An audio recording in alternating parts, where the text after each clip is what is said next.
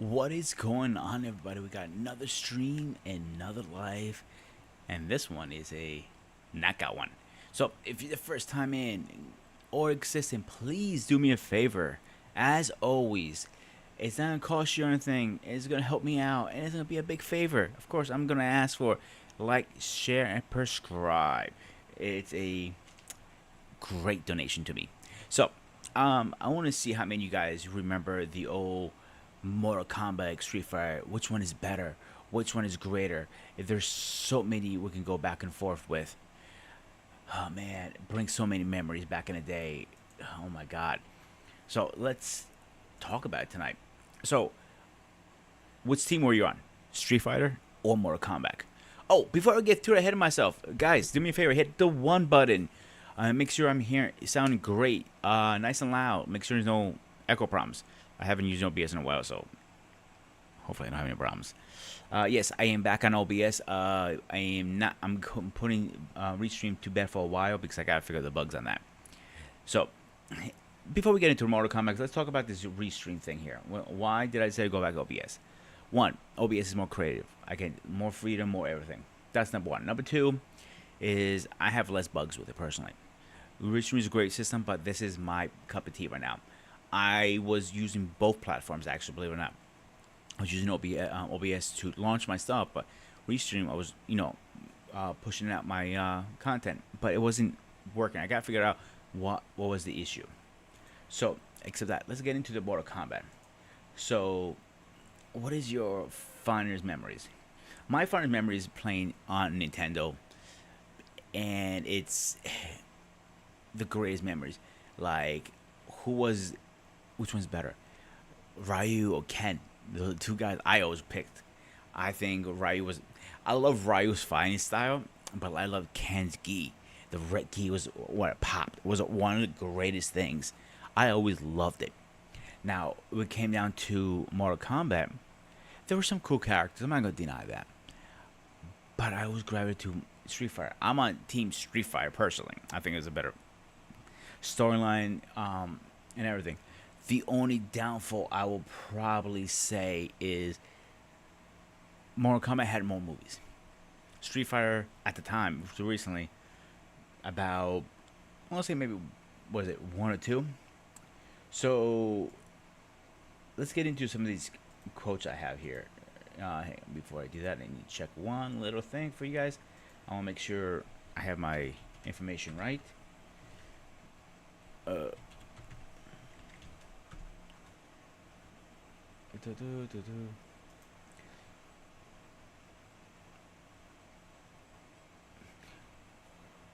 So, 94 and Legend of Chun-Li was the only two live action movies that went to the big screen. They had some other movies like the Street Fighter to the anime movie, Street Fighter the Legend, and so on. So, before I get too ahead of myself, let's get over some of this stuff. Street Fighter. Street Fighter was developed by Capcom. The first Street Fighter game was released in 1987, and it blew a franchise. Started a brand new franchise right there. In 91, the second one, Street Fighter 2, evolved the arcade game to the point that it changed today's gaming. Street Fighter was one of the icons that made fighting games what they are today. I can't say anything bad about it. It was like literally what made gaming what we know today. Now, it comes down to Mortal Kombat. Mortal Kombat was developed by Midway Games. Mortal Kombat development is in 92, known as of the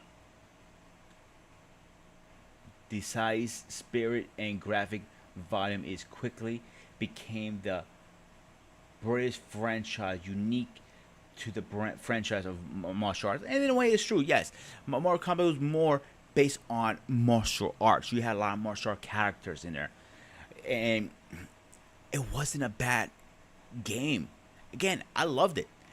I owned a PlayStation, excuse me, Nintendo. I never owned a Sega.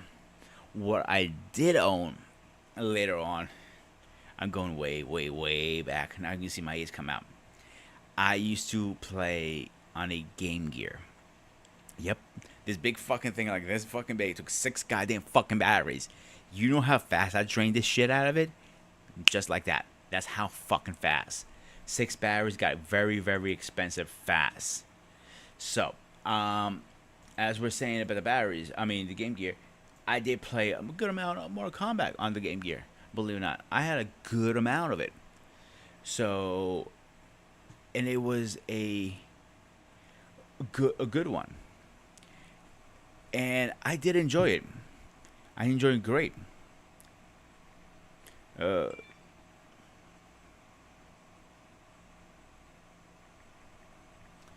Sorry about that, guys. Let's turn this fucker off. So I'm getting bothered. Yeah. Oh, forgot I mentioned one person. Forgot to text him.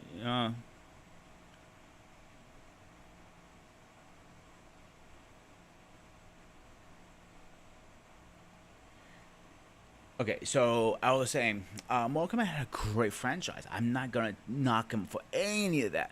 They're great. My cup of tea was more a Street Fighter. Again, I just fell in love with Ryu and Ken. That was my two guys. That Ryu was my man, man. Like I remember, what was it, Street Fighter? Shit. Now I gotta go back and look. Street Fighter games because I can't remember what game it was for. It was one of the PlayStation ones.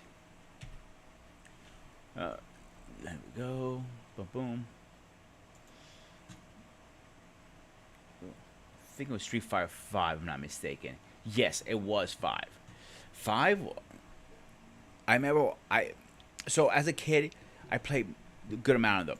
Now, I took a break from street fighting games because I got bored of them.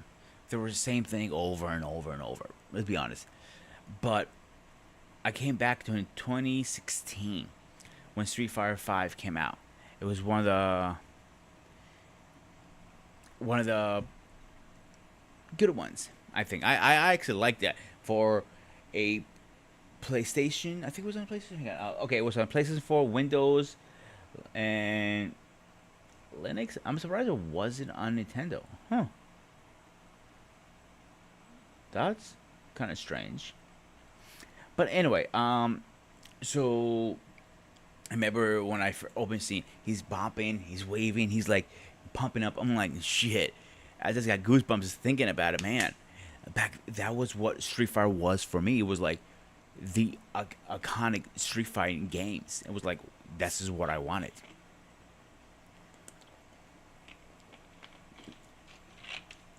I don't care who you are. If you were anybody, I mean anybody in the martial art community, you talked about these two games. You had to. There's no way. Because a martial art game is a martial art game. End of the day. So, yeah. You had to. Oh, I forgot to do something, actually. I forgot to set up my chats.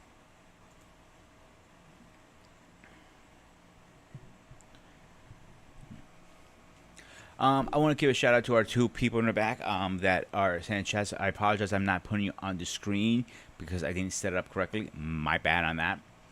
So, of course, we got Mariana in the chat saying 1, and we have Stacy unofficially cheerleader. As always, let's give her a clap for both of these guys. And obviously, sorry, Stacy, you are the unofficial cheerleader. You know what? I have a great idea, everybody. I think we should get Stacy to do the pom pom thing with a little stress. You know, and she goes back. Maybe we say GR. You know, the grooming thing, grooming reviews thing 101. Like, you know, like a promo thing. So, Stacey, I want to see your opinion. Would you dress up like a cheerleader and do a cheer for us? I'm just curious. No judgment here. I'm not gonna make you do it. You don't have to do it. If you agree, would you do it on camera? Please. That's all I want to know. That is my curiosity right now. So, from these two guys that are in my chats right now, tell me, do you guys remember playing Mortal Kombat? Do you remember playing Street Fighter? Do you remember those memories? Do you remember what kind of fun or who you played with back then? That is my curiosity. Now, let's talk about the gameplay for a little bit. So, quote again, known for the technical, deep Street Fighter focus on price control combat, meaning up, up, down, down, and so on like that. With for special moves, player must master time special control. That's a big thing with Street Fighter. Like the finishers, you had to go up, up, down, down, up, up, up. Like I know it's a little reacting, but yeah. So and we have. All right, let me see why my chat's not working here. For some reason, yep. Let me get this up here. Of course, this is gonna give me a problem because I haven't used it in a while. All right, as I'm doing that, I'm gonna fix this in the background a little bit. So she's gonna make a TikTok for us. Ooh, can you please put her on the Grooming Reviews TikTok? That's all I ask. I want to see how well you're gonna embarrass yourself on that one. So let me fix this in the background, so we can keep continuing talking. Yeah. So as I was saying, so let me get back to my notes here. Where are you? Okay. So Mortal Kombat is known for the easier, explained special moves for the Great Empire. MTs involves finisher moves, like fatalities involved in the contact, black, block button, and forward guard moves. So yes, I will give them that. They knew about that. They were a lot better on that purpose versus anything else. And that was one thing I would give them credit for. They were a lot better on that.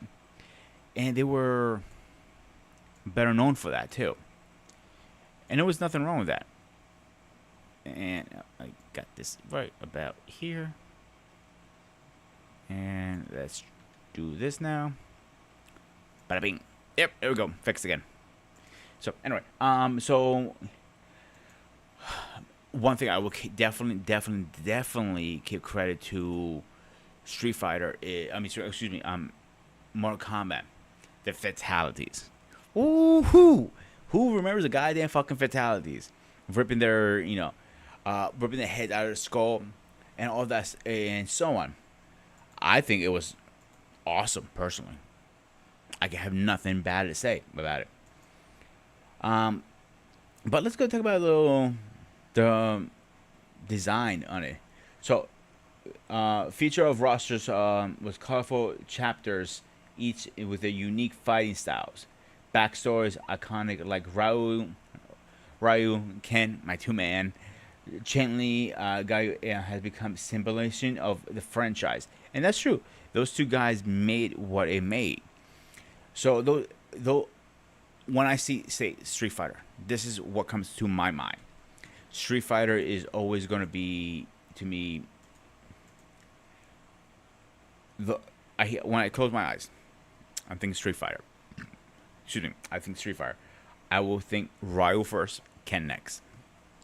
Ryu was always the rough guy, always wanted to match his next fight, to train hard, to just train. That's all he cared about. It was training. And I gotta give him credit for that. So let's see what we got here. It says, "Hey, what's up? I remember playing Street Fighter and Mortal Kombat in an arcade at a plaza shop in New York during my youth. I miss those arcade days as a kid growing up." And I have kept her credit. Absolutely, I would say that. It was like one of those. Here, I got a good one for you guys. You have to hit the fight, and of course, and that's it. Those two iconic sounds made to me Mortal Kombat. With those, I remember when it started, you hear the sound. It was on. It's on like goddamn Donkey Kong. I don't believe I just fucking said that. Anyway, but it was what we expected as kids back then. Anybody who's a real fighting gaming fan was always gonna go to this game. I don't care who you are. So back to my quote. Combat relate fantasies elements and okay. So pretty much just the different chapters of the persons, like Sub-Zero, Liu Kang, all those guys. Can you hear my sounds? Huh. That's odd. Let's figure this out really fast. I think I know what's the problem. So it's a very easy fix, I believe. All right, let's try it now. Can you guys hear my sound and my voice now? I hit a 1 if you do, please. So I want to know I fixed it or I have to hit a different selection here. So I want to wait a minute before I go too far ahead. All right, delay, delay, delay. So I was saying, let me continue as I hear from you guys. If you hear the soundtracks, the sound effects, please let me know in the chats. Okay, let's break this down. The chapters, characters, backstory. Mortal Kombat, Street Fighter had it in my opinion. It was a deep, deep, deep story, and I loved it. Like Ken and Ryu's story was so deep. They both connected with them. Yeah, Mortal Kombat had a decent story, a special story, a different story, and I give him that. I'm not denying it. No sound here. Okay, let me try to fix this really fast. Okay, let's try this one now. So tell me if you hear this. All right, Stacy or anybody that's in the chat, please tell me if you hear the sound effects now. I just readjusted it. I might have to adjust it a few times till I get it correctly. So let me go. No. So you're hearing the sound effects, guys? Is that right? I'm gonna do it one more time.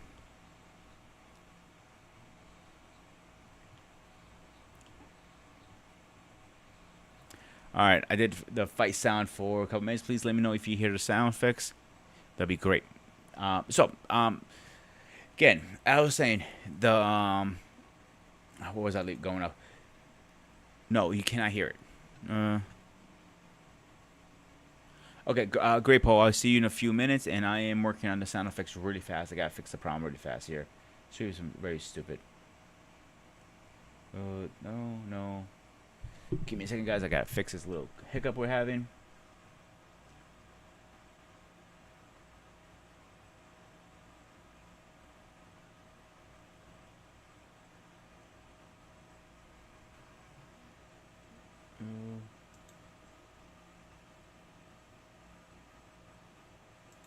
No.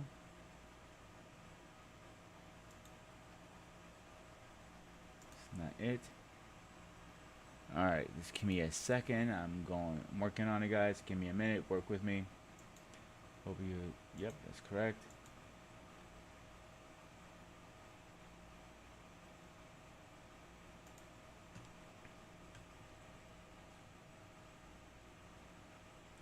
Oh, I know where it might be. You got sound, audio.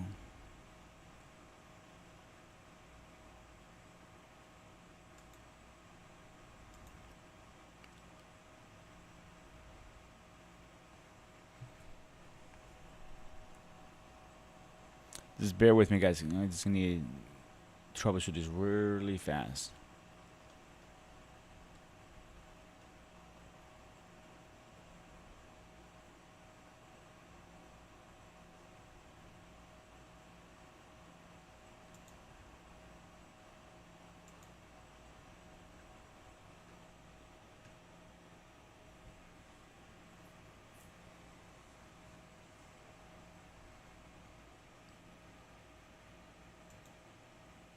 All right, let's try this one now. Let's see if you guys hear this one.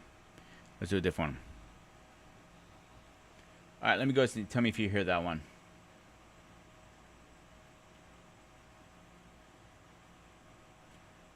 Trying to think what that was.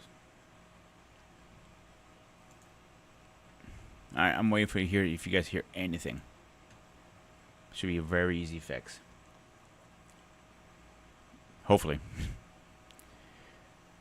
Anybody? Any minute now, guys. I'm waiting. Nothing. All right.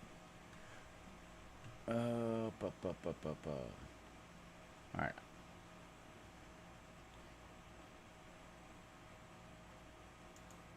All right, let's try this one now. Let's try this. All right. Tell me if you hear the boing. Waiting to hear from you guys.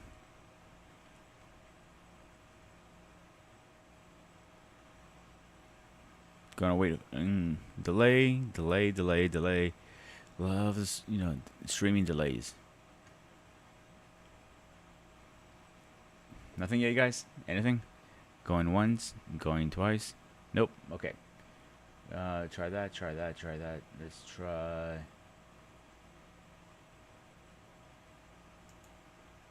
All right, let's try this one. Let's go for drum set.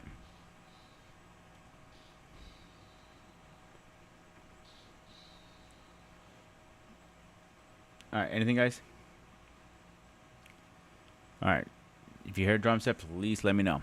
I'm gonna delay. A couple more minutes delay for StreamYard, streaming delay. Because I love the streaming delays. Gotta love them.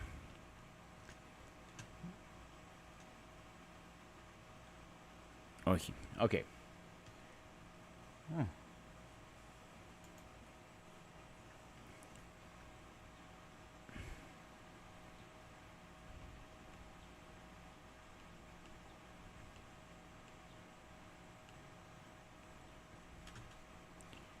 Anything guys on your side yet? Because I am doing everything I can on this side.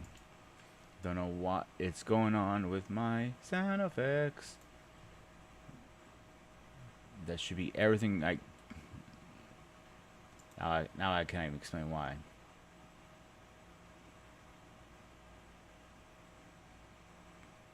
Nothing.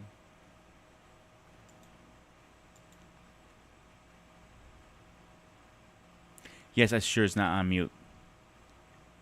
And we got North Beer in the face. Brother, we used to owe me an email. We got to get you on the show very soon. Please hit me up. Please. I cannot wait to get you on this show.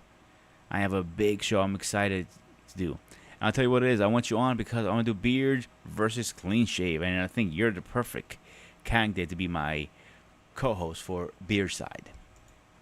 All right, let's fix this sound effect problem we're having here. This is what happens. You don't use OBS for a while.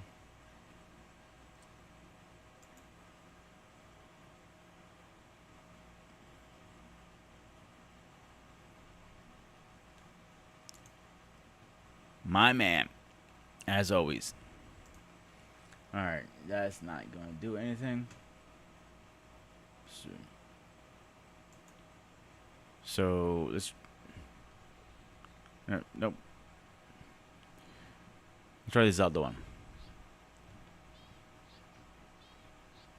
Tell me, guys, if you hear this, because I am hitting everything I got here.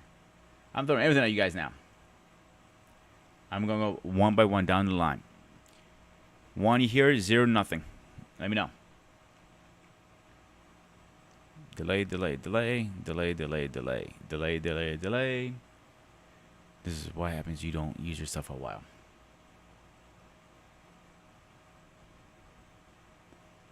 All right, let's try another one then. Again, it's going to be a swamp, the next one.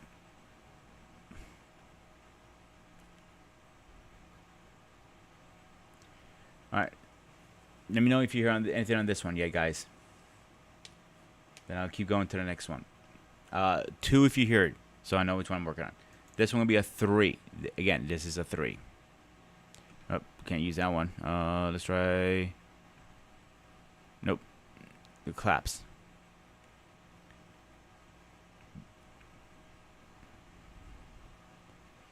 Nothing yet, guys. Let's try. This will be number 4. Tell me if you hear anything in this one. And this is number 5.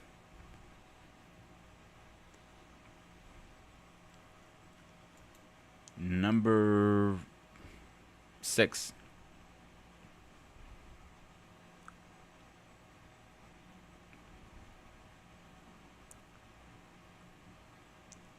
Number 6. This is number 7.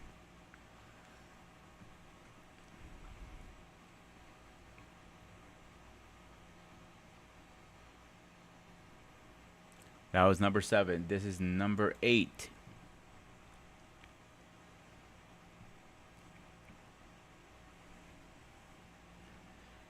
Number 9.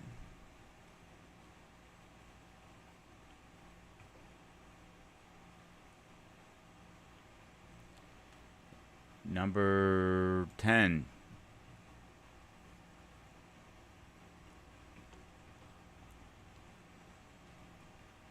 Number 11. I'm going down the line, guys. Tell me if you can hear any of this stuff.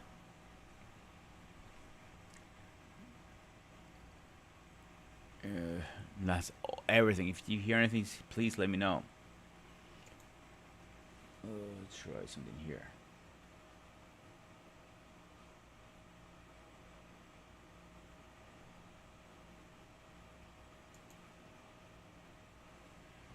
Alright, this is going to be the last thing I'm going to try.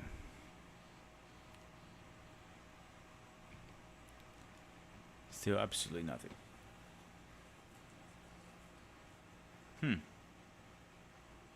That is so odd. Trying to figure why it's not working. That is so odd.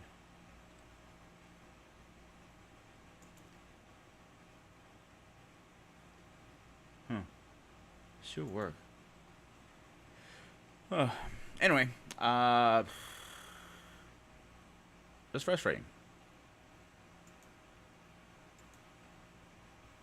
Very, very frustrating. Still nothing. Alright. Let me try one more thing, then we're going to continue with the show, because I'm not going to waste the whole show on this. No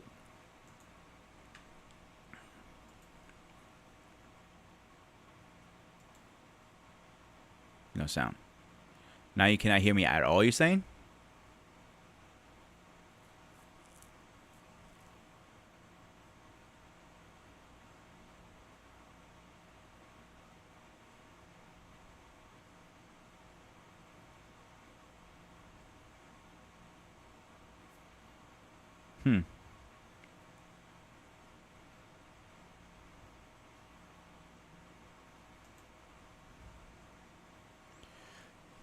Let me know if you guys can hear me at all now. That is a question I have.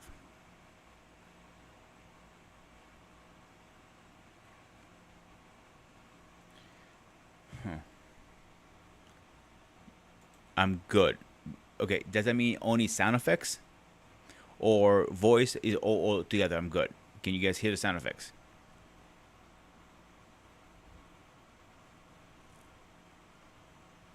So if you hear the sound effects, I will just leave it alone. Going once, going twice.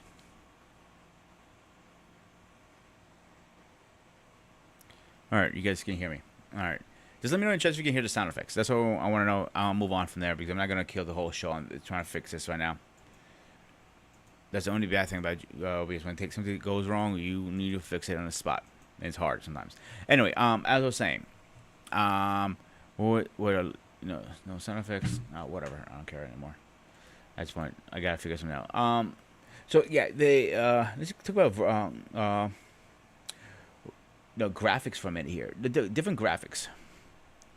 So Street Fighter was more cartoony kind of graphics. And some is animation style, but with a heavy evolution to it, if you want to say it. Now, Mortal Kombat was more of a 3D style, high definition, and it was awesome, I thought. No matter how you look at it, I think it was great. So, it was one of those things like, yay or nay. Very simple. So, which one would you go for? I gotta give the graphics to Mortal Kombat. Any day of the week, they had better graphics. I don't care how you put it. Like, the story is great in Street Fighter, the combos, all that stuff, but they had the graphics. You got to give them to that. You can't say no to that, unfortunately. So now storyline. Street Fighter storyline and love. The storyline evolved around the world martial art tournament, which with each chapter had a heavy own motivation and backstory with not a centric gaming. The lore of exploration over time. So I don't care about that. Every fighter had their own unique storyline. They kicked ass on that part. I gotta give him credit when it's due. Now, when it comes down to Mortal Kombat, features more a complex narrative involving reality gods and series of individual tournaments. The story mode is simple part of the explanation of cinematic format, if you may put it down like that. And again, it's nothing wrong with that. It's a decent story. But again, I'm gonna give this to Street Fighter. I think Street Fighter had a better story.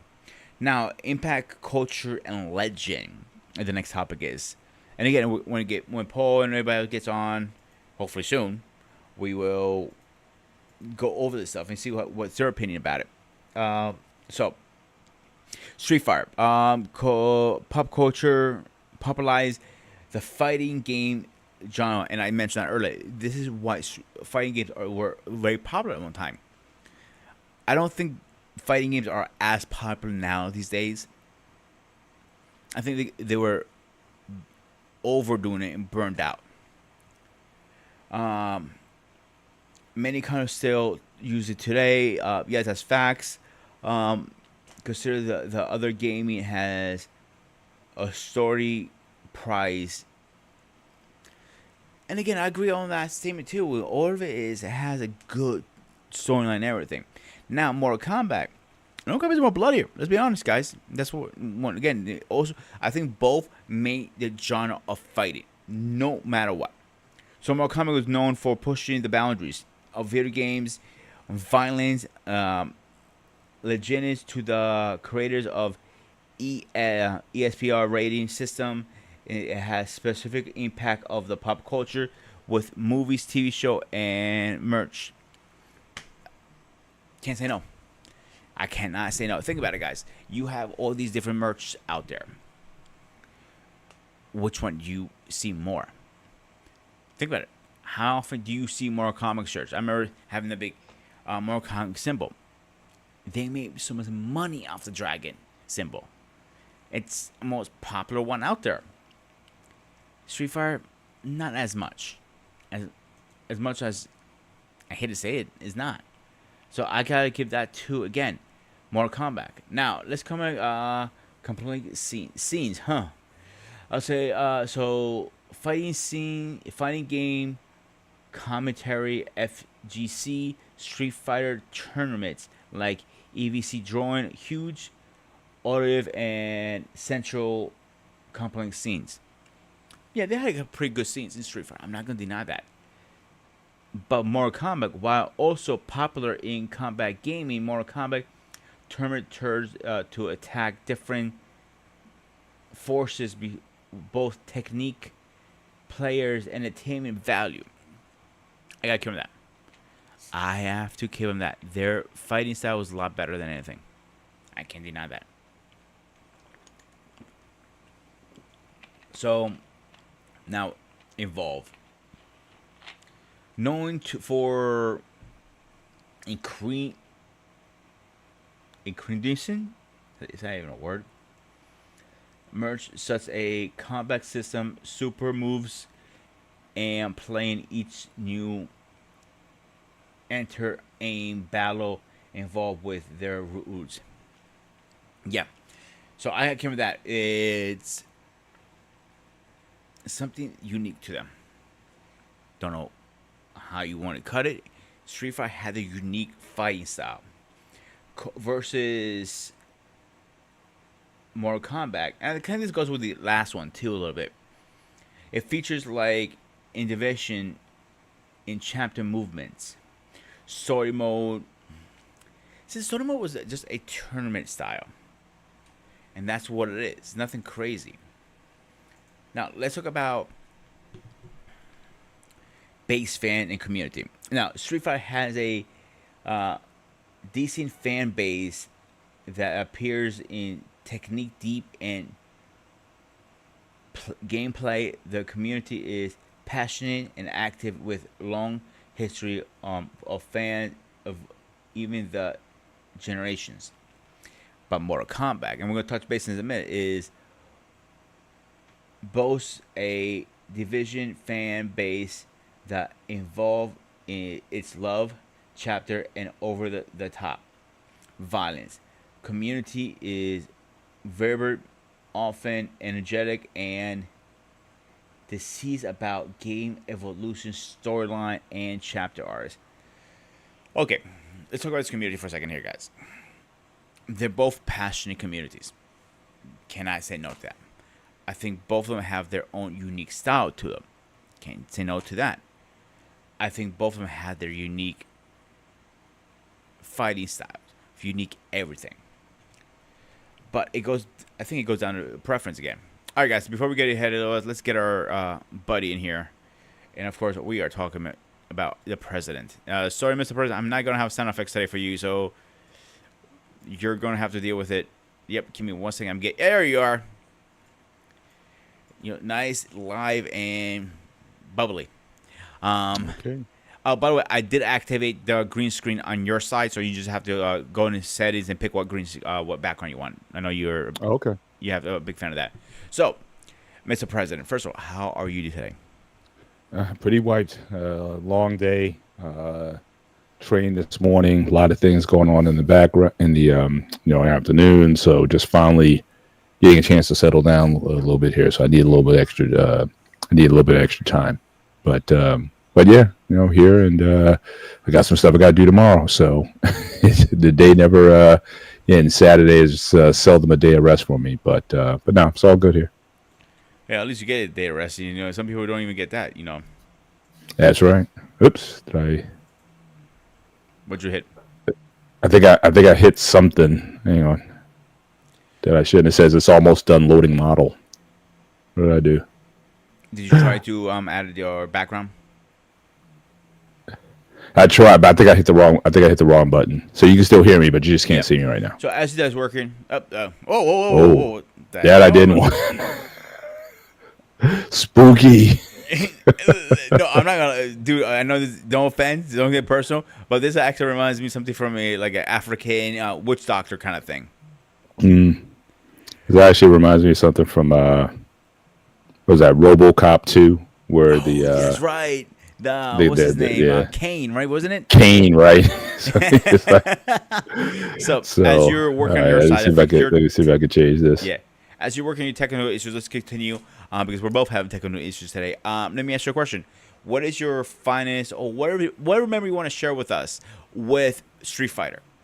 All ears. Very little. I said I didn't really get caught up in the game. You're talking about, when did that come out? About 91, I think Street Fighter came out. Oh, no, it's actually further back than Street Fighter. 89. Let me get back to my original notes here. Give me 1 second. 1987 was the first Street Fighter game came out. Oh, wow, much earlier than that. Yeah. Honestly, I can say I really wasn't a fan, or at least I didn't catch the craze. So obviously, 87. So I was a freshman at Rutgers. Mm-hmm. And certainly, I understood that the game was there, but I never invested. I think I was heavily into games like Shinobi. I think was probably one of my favorite games. Doing that, I played that game a lot. There were some other games that were in the Rutgers arcade at the time. So again, at the 87, you had a lot of guys played Nintendo NES. Tecmo Bowl at college. That was like a major thing. You played Tecmo Bowl. Or Super Mario or something like that, and then you went to the arcade, and it was basically based on the games that you had in the arcade in the student center. So again, Shinobi was a big one. You had I think Time Pilot. You had there were a couple kind of one shooter like spaceship games. Rygar, I remember, was in there. Mm-hmm. So they always had like about 4 or 5, 6. And then of course you had like Pac-Man, Miss Pac-Man, Galaxia or Galaga, which was also another favorite of mine. So you had those games, but rarely. I don't recall.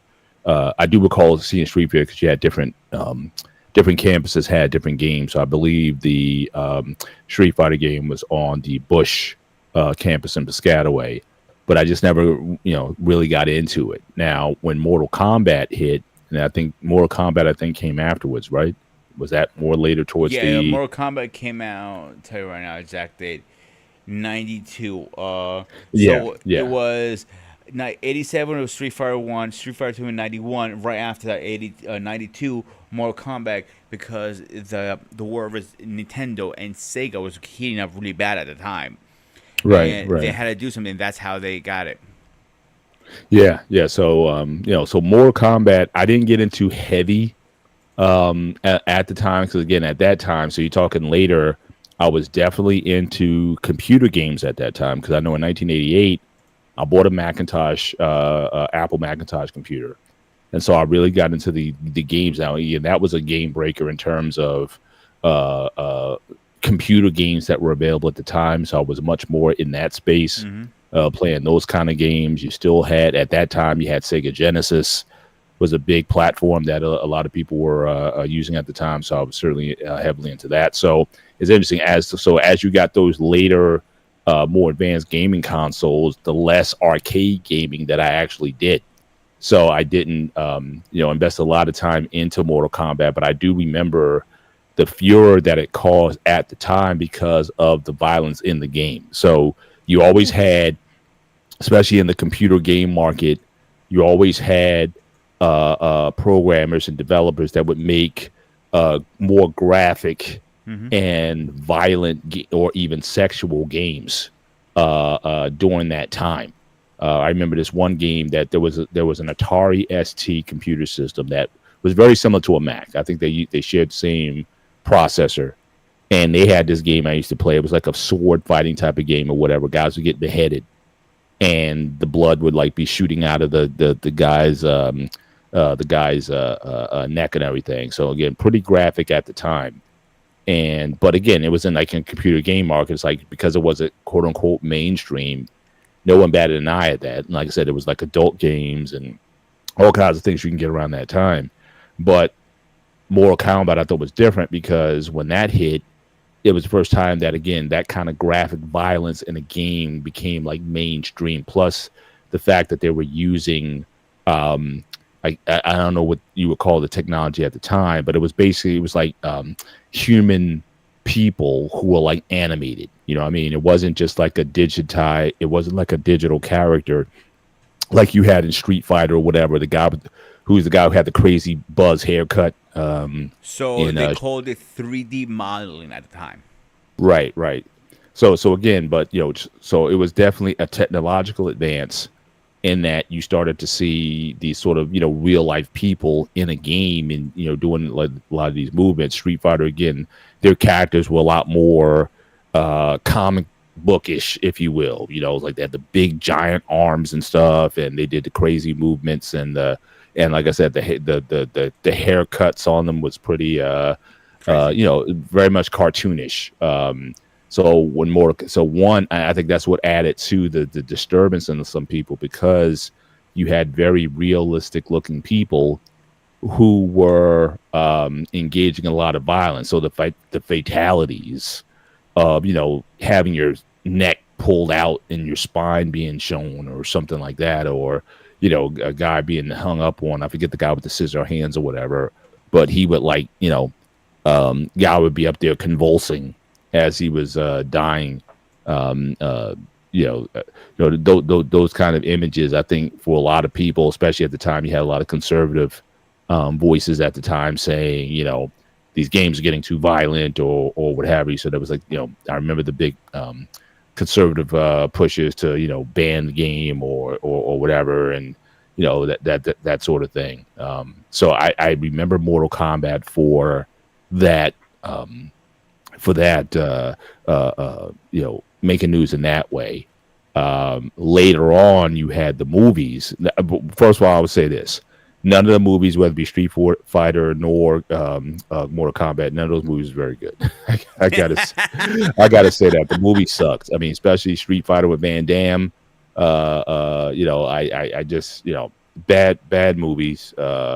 Overall, so I wasn't a fan of the franchise. But Mortal Kombat, at least, not only did they have the video game, but they also had it was almost like a movement because again, you had the theme song which was actually getting radio play, I think, at the time. Like, because again, they had like a techno beat version of it. Oh, the Mortal Kombat And song, Mortal Kombat. combat dun dun dun dun dun dun dun dun dun dun. So right, so guys would be in the clubs or whatever, doing doing those '90s dances or whatever to Mortal Kombat or something like that. So I think there was a bit of I think there was like a bit of a craze, around the game. So not only did people enjoy the game, but you had the music to the game, and you had because in fact, I think I have both soundtracks. I have the original Mortal Kombat one, and then I also had Mortal Kombat 2, which I think was the I think it was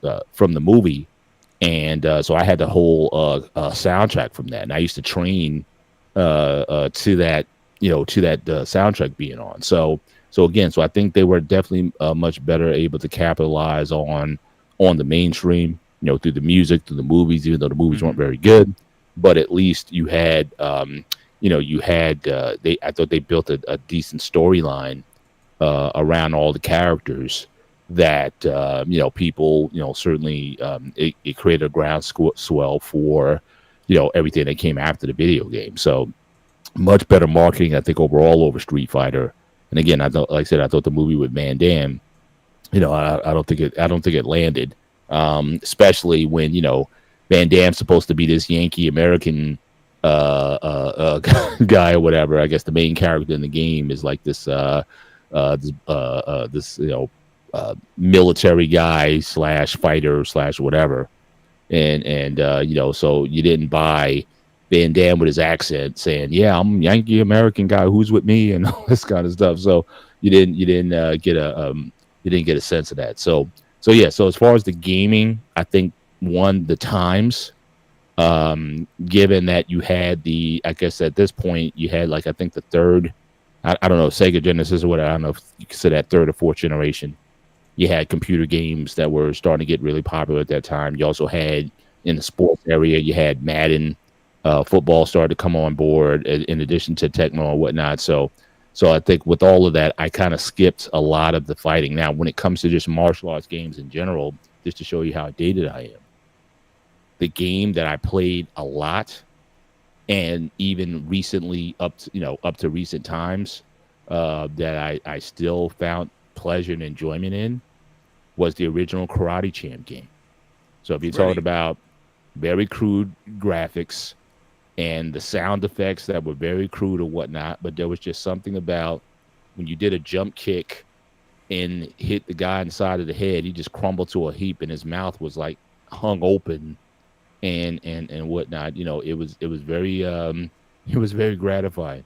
So I remember playing that game, and I could always get to up to the 8th Dan on that game, where they just totally changed the gameplay, where they made the 8th Dan 3 times faster than the other guy. So you coasted up through 7th Dan, you get to 8th Dan, and they just hyper speed everything, and I can never barely get a punch off. So I just, as soon as it said begin, I just threw something, hoping that the guy would run into something that I would throw, but I could never get. I think I might have gotten past, because you had to have 2 full points in order to win, and so I could get 1 point, but then I would get my palms would get sweaty or whatever. It's like, oh snap, I could possibly get this guy, and it never worked out.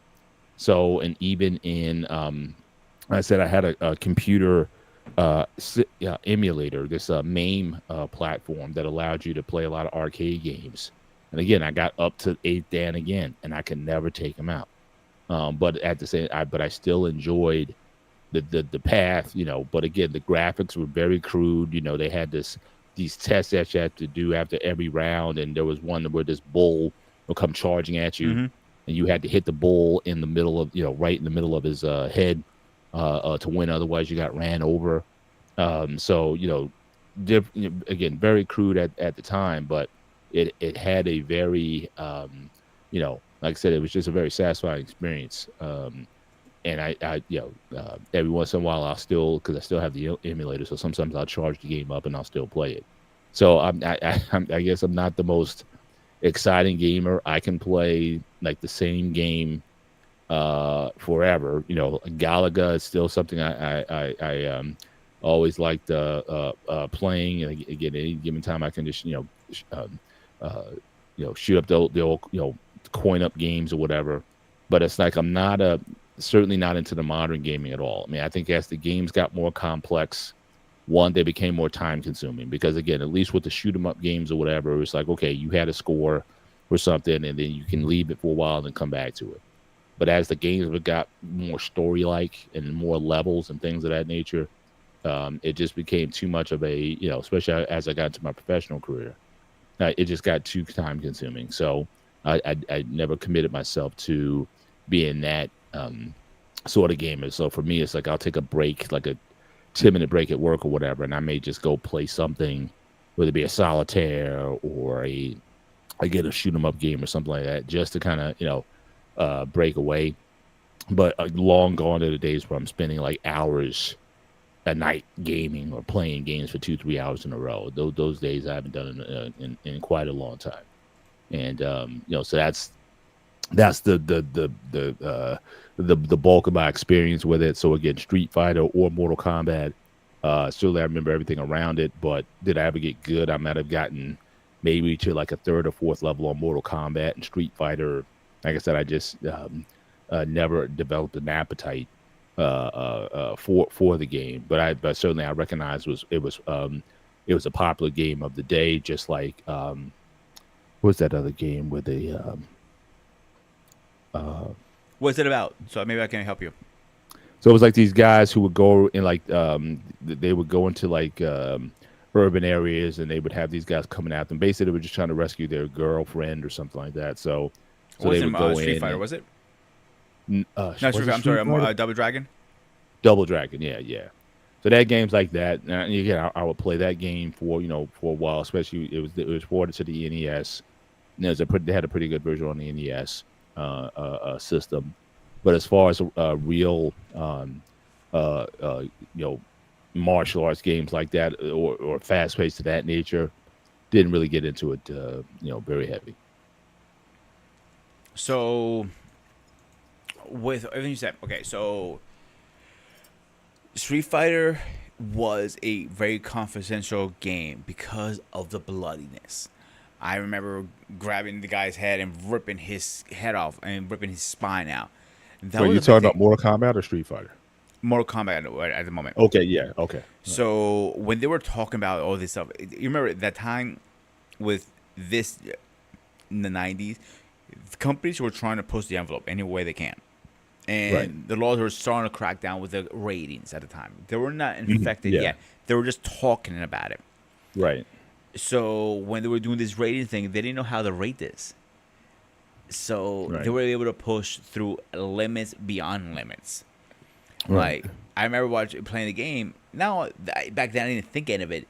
Now that I'm older, thinking like, wow, this girl is wearing some scanty shit, man. Like her doing Well, the yeah, like I said, I think the fact that it had real because if you look at again Street Fighter, again the characters the way they were drawn up was very cartoonish, so you hmm lose some of the realism that you did in Mortal Kombat. The fact that they were using that 3D rendering made it a little bit for some people. It made it a bit too close to reality, and there was already um, in years prior, there was already efforts by again a lot of conservative type voices and whatnot trying to censor a lot of different things. The music industry, like when you talk about putting warning labels on CDs or cassettes because of the rise of rap, especially once gangster rap, which in the late 80s into the early 90s when that came on, there was definitely pushes for that. So again, you had a lot of conservative groups that were like,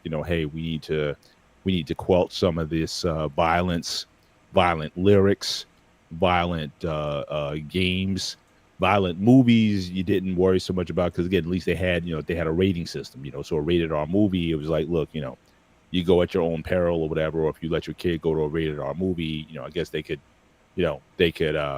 Well, I guess as long as you had a parent, I guess if you were a parent that let your kid see an R-rated movie at that time, nobody could really say anything because just as much as in conservative principles, that thing of parental rights. so no one was gonna, no one could really hold anything against you on that, um, for showing that kind of content. But yeah, it was definitely, like I said, that I think the times, when I think the '90s came in, and I think you had a lot of people who were really looking to try to slow down the progress that was being made in a variety of different areas of society. Culturally and otherwise. And I think Mortal Kombat was certainly another example of people who try to have their conservative agenda pushed, and they use Mortal Kombat as a model. And that's the thing. Like Mortal Kombat was very violent and more realistic. But what I'll give Street Fighter an edge on this, the story behind each character was unique and better. It was Mhm. really written really well for at the time. Like back then, people didn't really play the games to for the storyline. They played it more for the entertainment. Right. And when you went to arcades, dude, I don't know how many quarters you lost back then because I had to play a Nintendo, so I got lucky. But knowing you, with your friends, you probably lost a good amount of quarters back then. No, actually, honestly, not. I was very frugal when it came to gaming. The only time I really got loose was I might have been 12 or 13, probably 13, 14. And I know my sister. There was the circumstance where I had to live with my sister for a while, and she went bowling on Saturday nights with some of her girlfriends, and that was like a real outlet for me. And so I would go, and so they had a nice array of games. It was a great play. I mean, I love the bowling alley because, again, not only did you have the bowling, you had the arcades, Mm-hmm. you had the food, you had even the bars and stuff. People watching movies in there. So it was just like a very fun place to be at that time. And I remember the hottest game, and I know this was back in '83. And I remember that because that was the year that the Star Wars Vector game came out.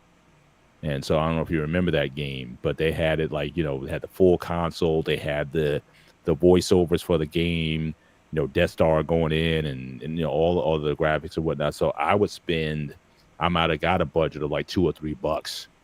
And a lot of times I would blow my load pretty much on that game alone because it was so different from any other game that I had played at the time. And I was such a Star Wars fan. Remember, Return of the Jedi came out that year.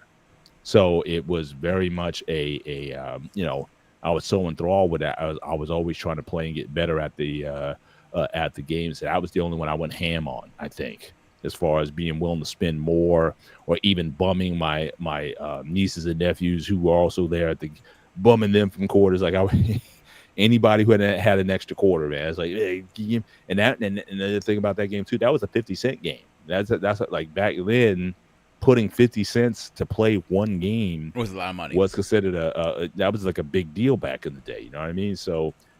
But that's how much was there. But I remember at the place again. So Star Wars is big, track and field, which was another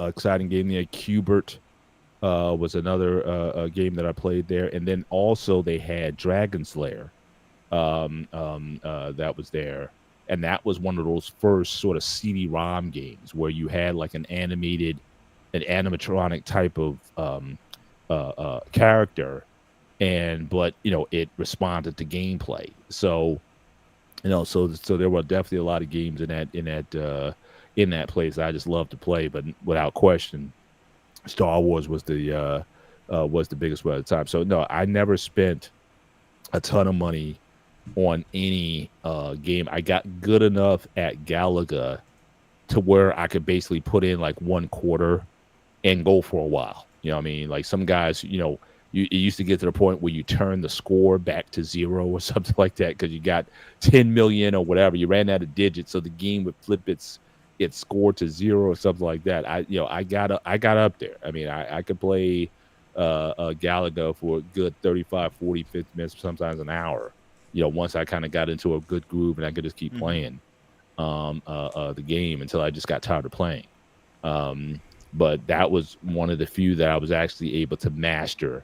That one, and probably the other game was Contra. I don't know if you remember that was an older game. Also, Contra Yeah, that was a was big one also a game I actually. got. I got pretty good at Contra as well. So there were just So certain titles I just got I'm gonna fell cut you into. off for a second here. Sure. So during the arcade time, I was a little bit into it too. I was towards the end of the arcade time. Right. I remember playing a few games in arcade. Racing was the number one. I ever used to play the racing games Hmm. because they were always fun. I sucked at them because imagine, I think I'm trying to set me up like racing, and I'm going jerking the wheel because Yeah. I didn't understand the whole driving thing at the time because I was very young. I didn't like now. Hmm. I'll probably get hold my own. You know what I'm saying? Hmm. The other one it was very popular at the time was a snowboarding game. It was like two bars you hanged on. I remember. Yeah. Yeah, Yeah. and that was like $5 to play that game. Wow.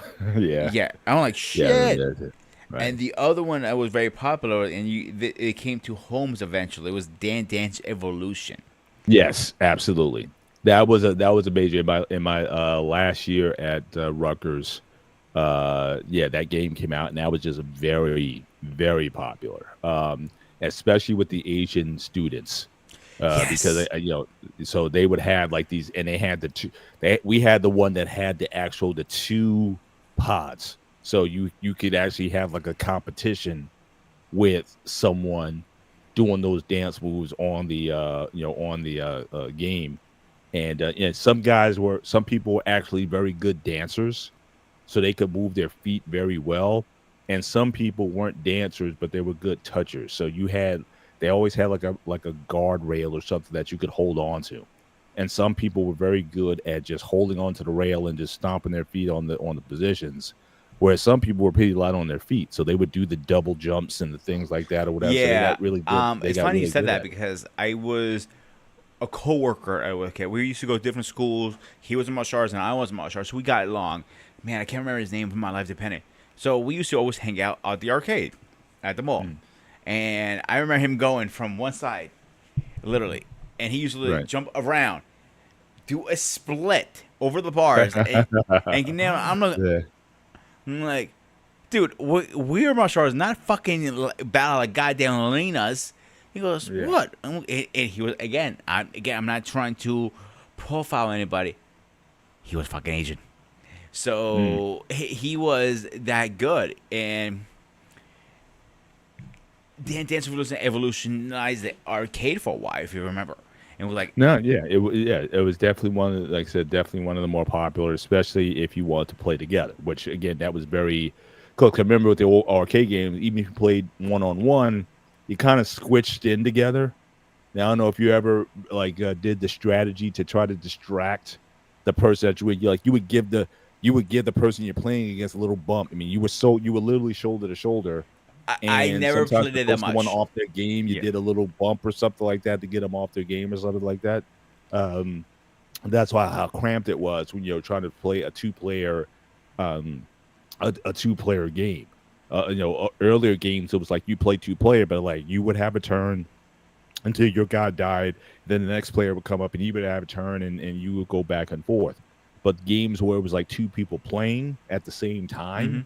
unless it was like a big wide one of those driving games somewhere had two steering wheels or something like that, you would get a little, little bump, a little, something or whatever, uh fighting for elbow room or something like that. You would always do something to try to mess up the other guy. So um so definitely it was a different experience. But Dance Revolution, though, that really made it like a two-player, and it was actually Yes. cool to watch, especially when you had two good players playing each other.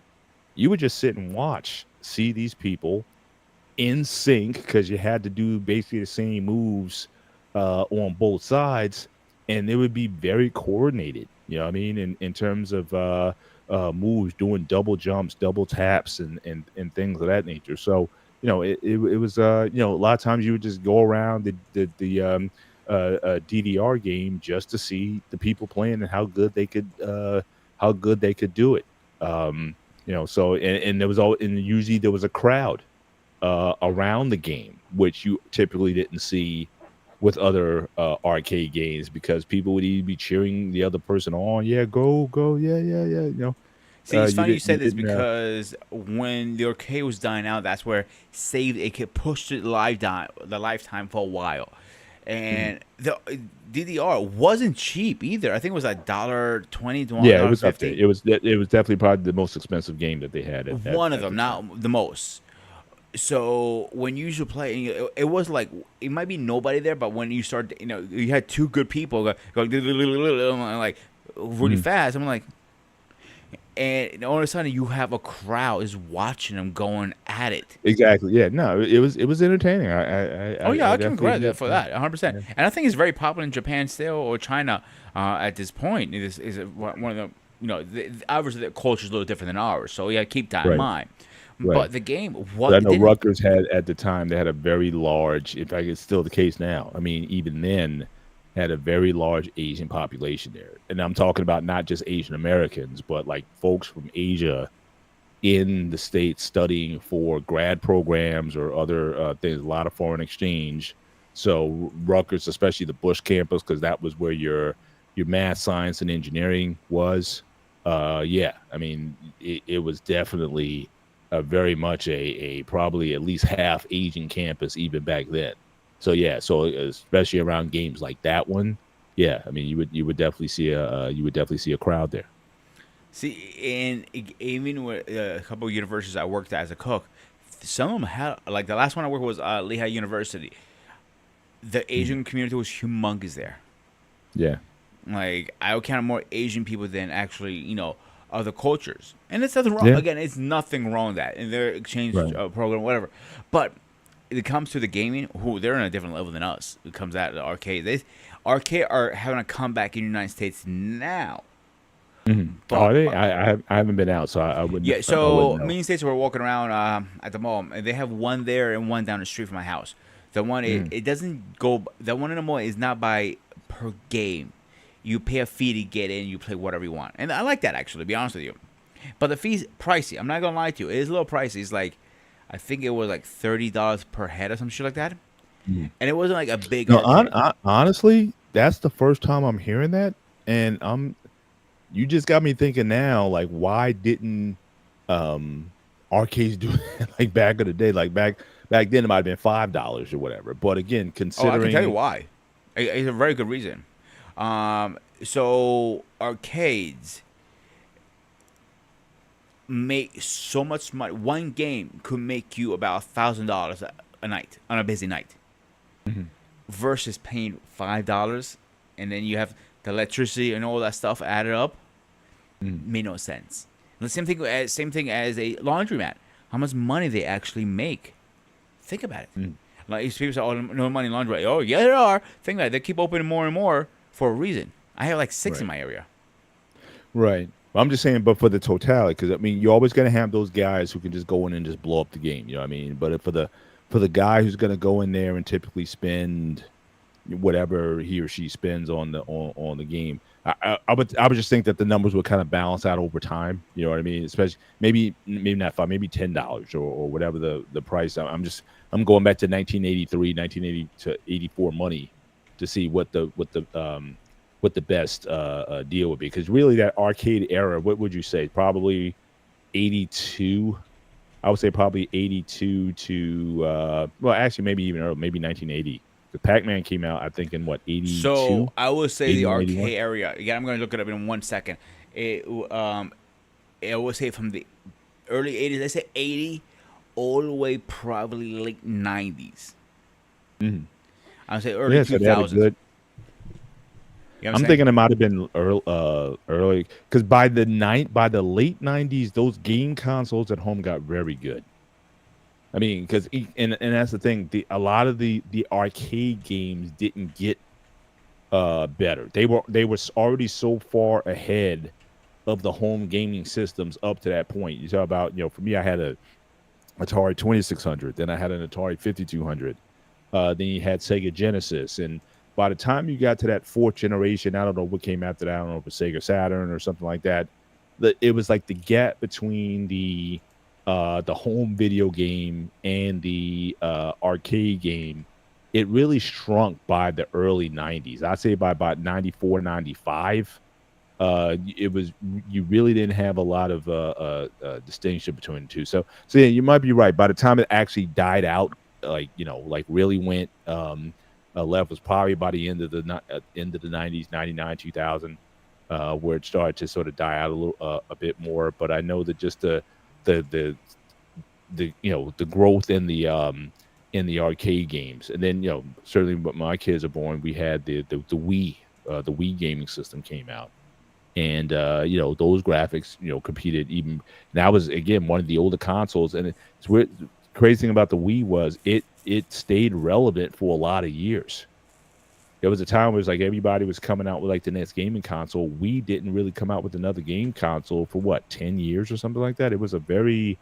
Um it was a very long-lived type of experience, gaming experience. And I know because my kids had one for most of their youth. They had a Wii. Like we didn't but bite on getting the Xbox or the latest Sega product or the whatever. The Wii gaming experience was enough for them for the time they did it. And we had like to your earlier point, we had the Dance Revolution. I bought the pads that you put on the floor, Mm-hmm. so that the kids could dance to that. So they had the Dance Revolution. They had the Michael Jackson dancing game. They had all those sort of competition games that we would play especially during Christmas time or whatever. We would have those games up. So the Wii might have been amongst one of the most long-lived and sustained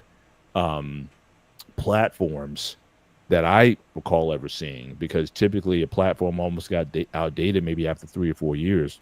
So I may We cut you almost had off a 20-year really run. fast. I'm sorry to cut you off. So Uh-huh. the arcade era started actually further back than you think. In 1971 was the first real Oh yeah, arcade. well that I knew. I'm Yes. talking about. I mean, there's like a bell curve. You know what I mean? There's like, Yeah. well, when something gets, I forget what they call the number, but it's like television. Like television started in the 20s, but it didn't get big until the 50s. You know what I mean? So I'm Yep. talking about arcade's golden era was certainly 80, and it was definitely after 1980, at the time where it really sort of just took off. Yep. You know what I mean? So let me finish it really fast before I lose my train of thought. I'm sorry, Paul. So in Mhm. early 2000, mid 2000, the arcades got killed off slowly. The only place the arcades continued over the years, again, I was right, like I said earlier, it was Japan. Japan continued. Mm. Now, during COVID era, 2020, that's where the arcades came a comeback. People got sick and tired of sitting at home all day and playing video games. They, I want to socialize, but I love playing video games. Where's the place to Right. socialize? Is arcade. Right.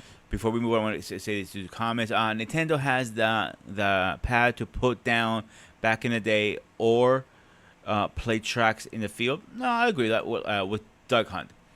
Yeah. So Nintendo's goal was to get a Nintendo Entertainment System. I had to say that specifically because it wasn't Nintendo back then. It was a Nintendo Entertainment System at the time in Right. the 80s.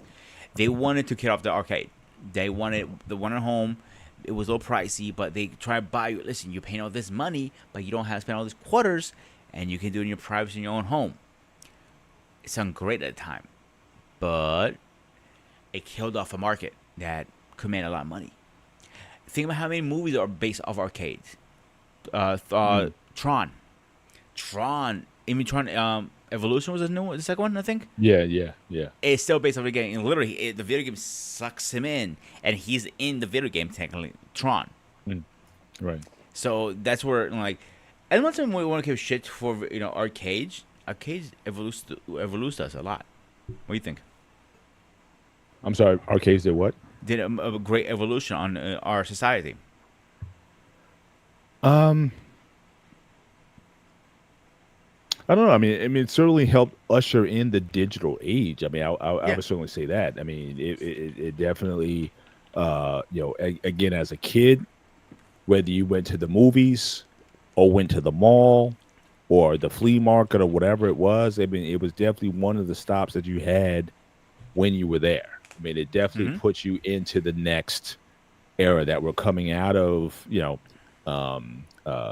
television. era. And I think it definitely had a place. Now again, uh, did people overconsume it? To the extent, well, you're not going out there playing sports or football or stuff like that. Say, hey, let's go to the arcade. That could be debated whether or not would the people put too much time and emphasis on it. But no, it was definitely a very, certainly from my experience, it was definitely a very fun, engaging, and an exciting atmosphere to be in. Oh, I totally agree. Um, yeah. So I mean, I can tell you how many I times, even some of the arcade games, if you played one of those, you had a ball, you shoot it, you threw, you get tickets out of it, and that's and like I remember we were trying to get as many tickets as we could to get like the coolest prize there sometimes in yeah, well, arcades. we would see that. I would see that like if I went to like Chuck E. Cheese or something like that. They always had Hmm. those games that you played that gave you the tickets, and then you would turn in the tickets at the end, and depending on how many tickets you had.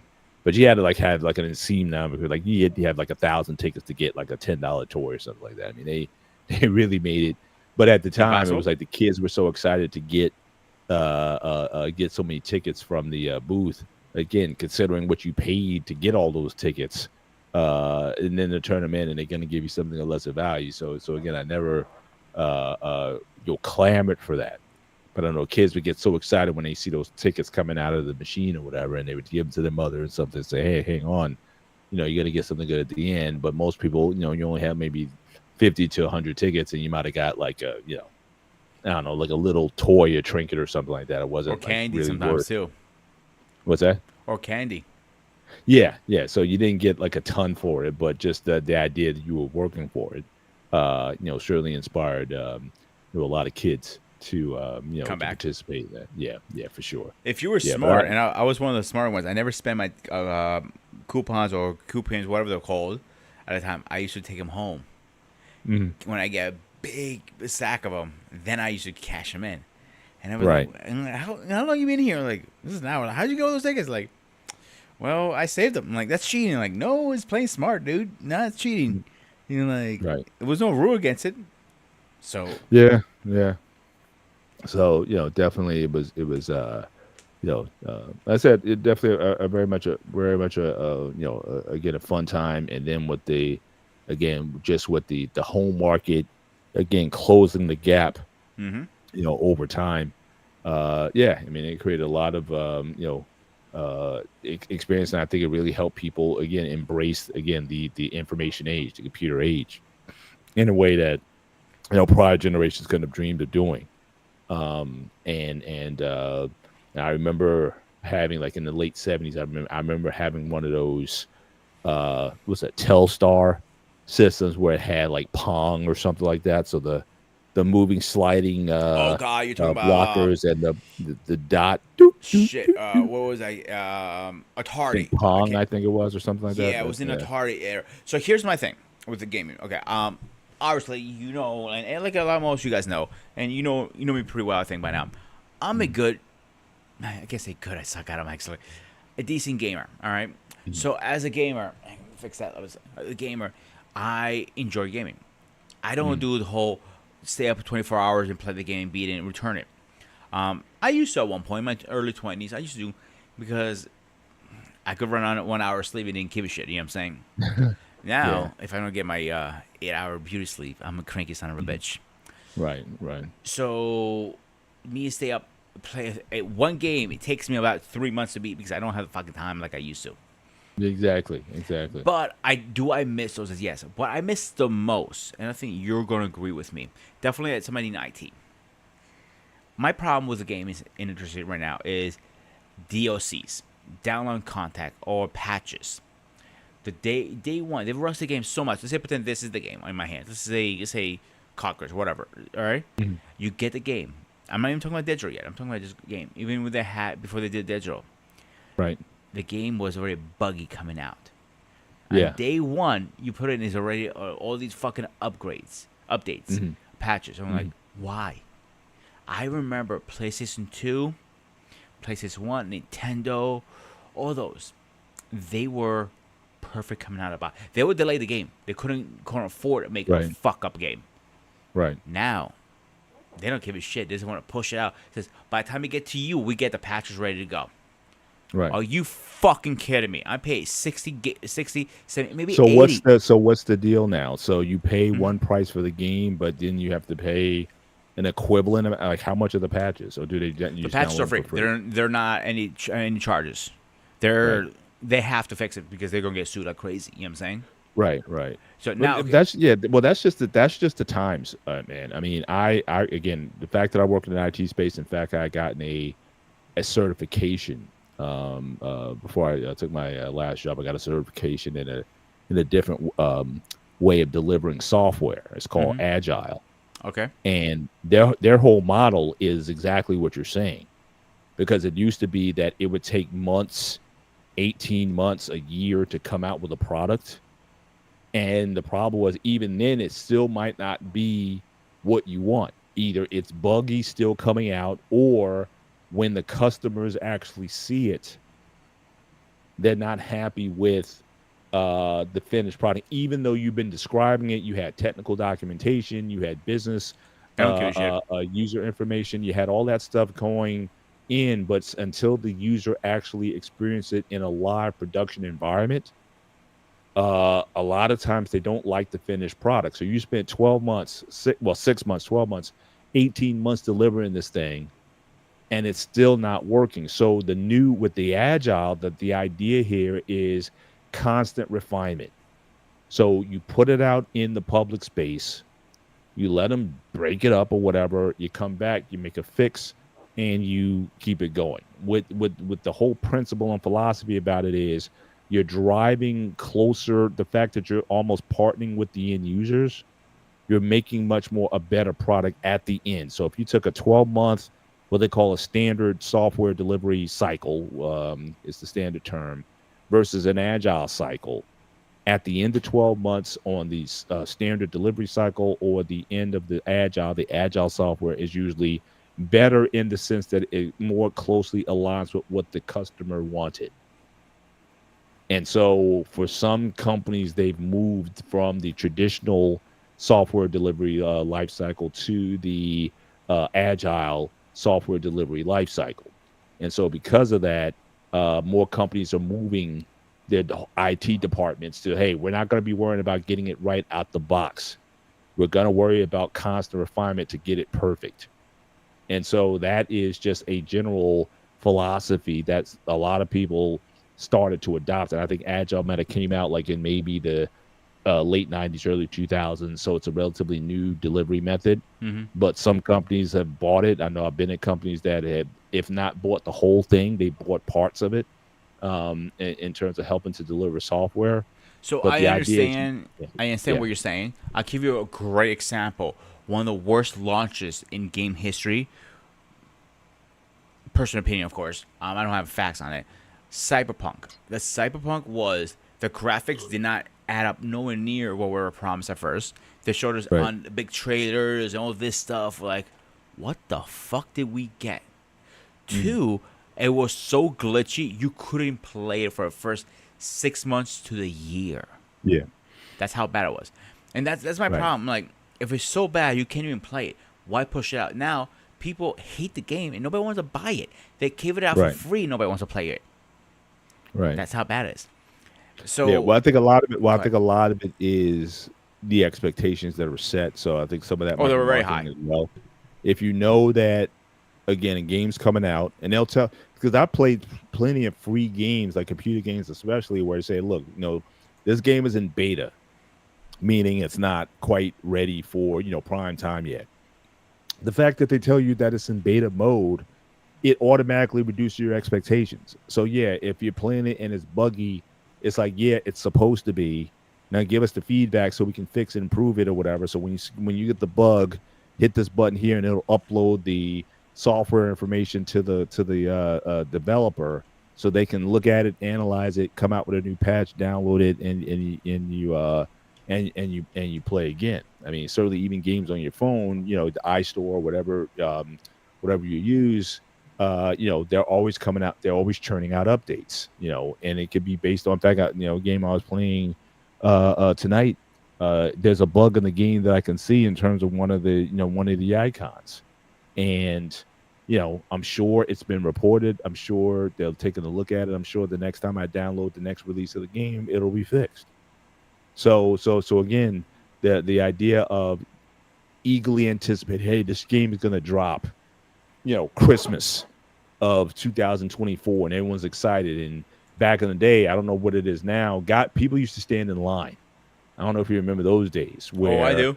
the line would be out the mall, in the hall, around the building, waiting for a game to drop. You're at the GameStop waiting for for the Christmas season. You're trying to get that game or whatever.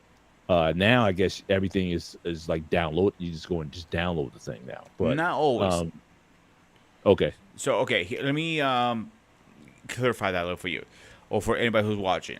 So you could do two things. You could buy a hard copy or a digital. It doesn't matter what system you have. If say you have the PlayStation digital version, yes, you only can do a download. Obviously, if you have the mm, regular one like I do, the disc and the digital, you can do both. right, Now, it really comes down to preference if you want to have a hard copy or not. Hard copies are having a comeback at this moment, actually. mhm, They are actually worth some money, believe it or not.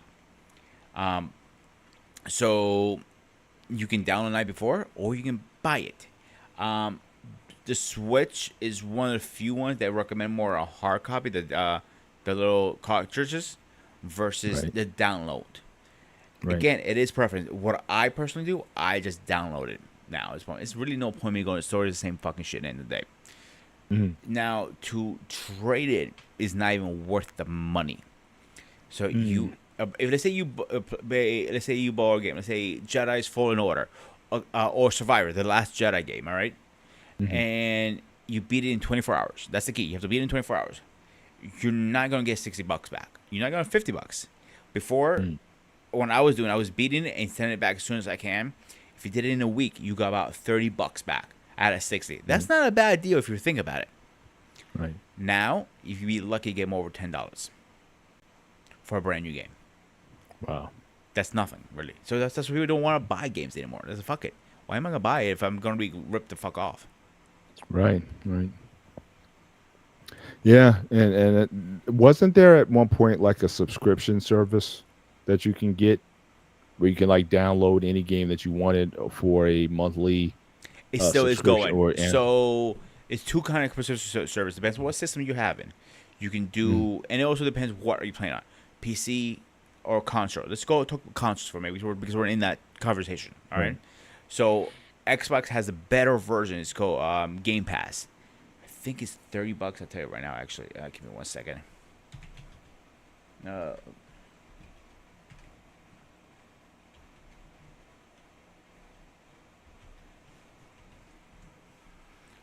uh, so Game Pass, you can get a lot better value for your money because you can get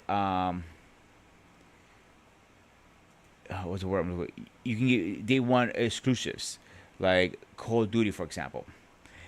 You can get day one launch because now Microsoft owns Call of Duty. So let's say today is the day launch, you get on day one. If they own the property, PlayStation is a little different. They have their own version, PlayStation Plus. It's called. They have Mm, a library you can download from, and they're free with the prescription. You can't say free anymore because it used to be free at one point. The prescription, and you just play. The membership, I right. think, is kind of a little bit a ripoff and a not. Xbox has a better value. So the ultimate one is for PC and Xbox console, $16.99 a month. That's not Okay. too bad. Right. It depends what tier you're looking for. PlayStation Plus. Let me look that up really fast for us. Mhm. It's a little different. Uh,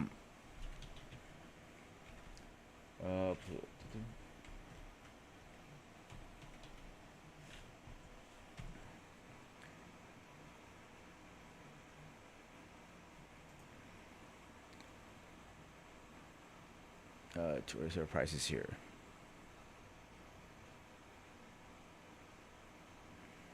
Because it varies on prices. And again, prices fluctuate. Don't keep that in mind. Uh, And PlayStation, I like it a little better because it goes by you do like a monthly thing, like a 12-month thing. You know what I'm saying, or a 6-month Hmm. thing. And I do it. So for a 12-month PlayStation Plus, depends which membership you're going for, $80. You're looking for a whole year. That's not too bad, It's not but terrible for a yeah, year. That's but not bad at all. you're not really getting a lot of good games. I'll be honest with you, Mhm. through PlayStation. You get better ones from what's it called what's the word for it? Xbox? Believe it or not. So it really depends. Now, what's it called? Steam is another one you can do. You can do it straight to computer or Steam Deck. It depends which one you want to get. So, believe it or not, and I was surprised when I heard this, GameFly is still around. Do you remember Is them? it? Yeah, Yeah. yeah. When I heard about it, like, what? GameFly still fucking around? Mm. You're fucking putting my leg. And they now this is my personal for them to continue to be successful. I'm surprised they're starting fucking business. Now they're mailing you two things. You can have a video game as one or a movie for a price. I'll tell you exactly how much are those right now. It's not too actually. GameFly is actually a better value for your buck Hmm. because for what they charge. But here's the problem with GameFly.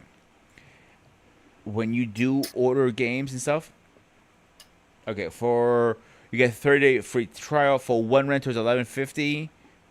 Excuse me. Then for 2 games 16.50. Um, the elite one is 21.50. And that's with movie and game. The elite you get 2 movies and 2 games at a time. You can Okay. so that's good. But to make this more successful, this is a personal opinion, of course. They should be able to find a way how to stream the game. Maybe they can have a way to rent the license from them and able to stream it through a servers kind of. You know what I'm trying to say? Right. Yeah. Yeah. Yeah. Yeah. Same thing with their movies. They could have like a Netflix kind of thing going on here, Hmm. but with gaming and movies.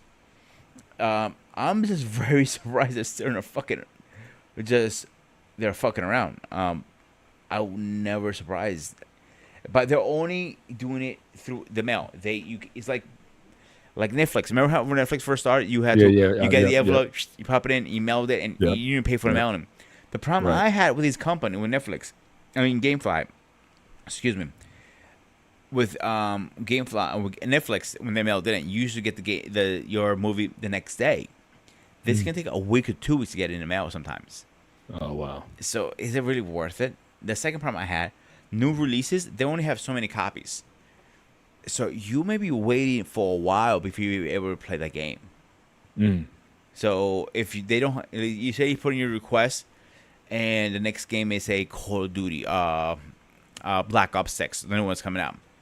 Hmm. They mailed it to who knows who goes first. I don't know if it's random or they pick how long you need a membership or something.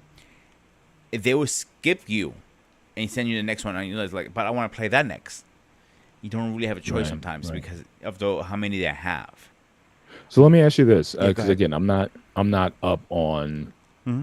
current gaming consoles or whatever. Do you think there's going to come a point in time when you simply do not need a console?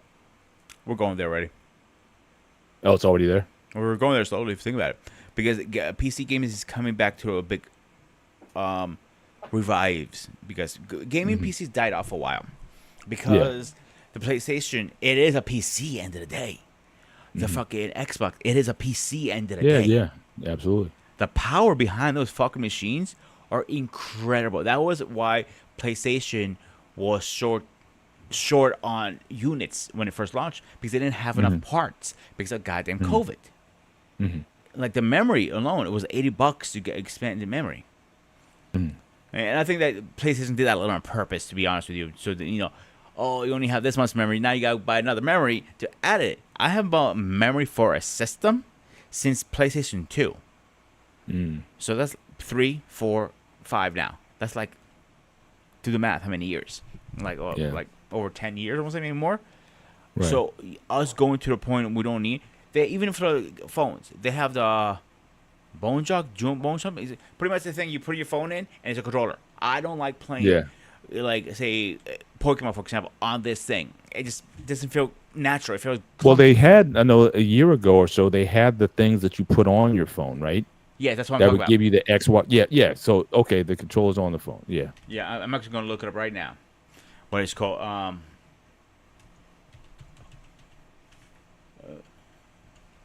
Here we go. Backbone. That's what it's called. The Backbone. The Backbone is the most popular one. It Right. is $100 for a piece. Right. But if you're already paying $1,500 plus another $100, you say you're into the whole $1,600 just for those two. The graphics alone is incredible on the phones now. Right. I'm not sure what you play personally, but now Very simple games. Like I said, I have a shoot 'em up game that's kind of like Galaga.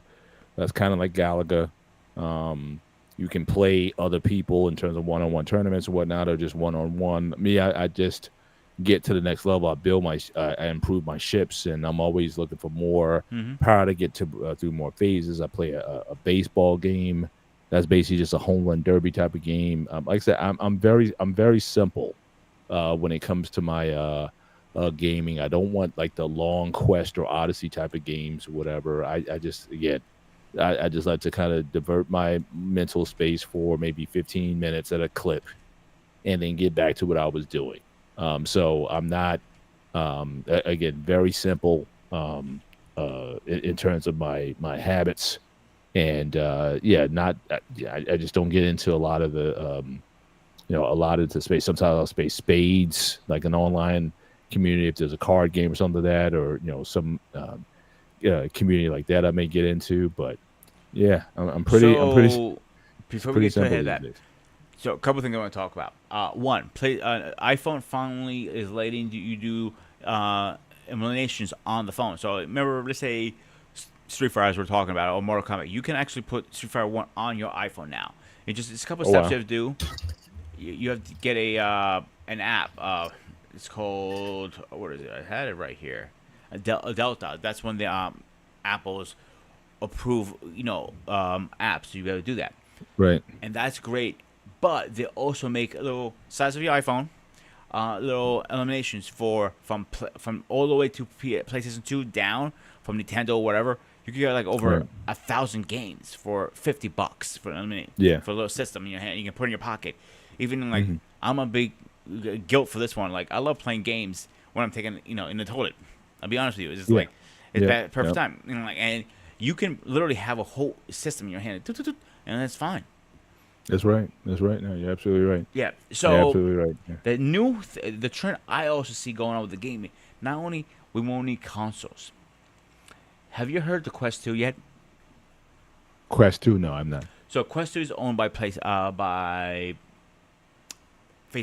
The guy who owns Facebook. So it's a headset pretty much. Everything gets downloaded right Okay. to the headset. It's the most well-known, I want to say, or more successful headsets versus like the PlayStation. It kind of didn't do well the first round. They came out with the headset 2. I'm still holding my ground on it because it is pricey. I'm not gonna lie to you. So the Quest 2 is $19.98 right now, pretty much $200. Oh, okay. Original price on is $249. It's not bad, but Right. if I talk about PlayStation 5's version now, you're gonna like get ready to hold on to your seats because you're gonna need this one. Trying to find it.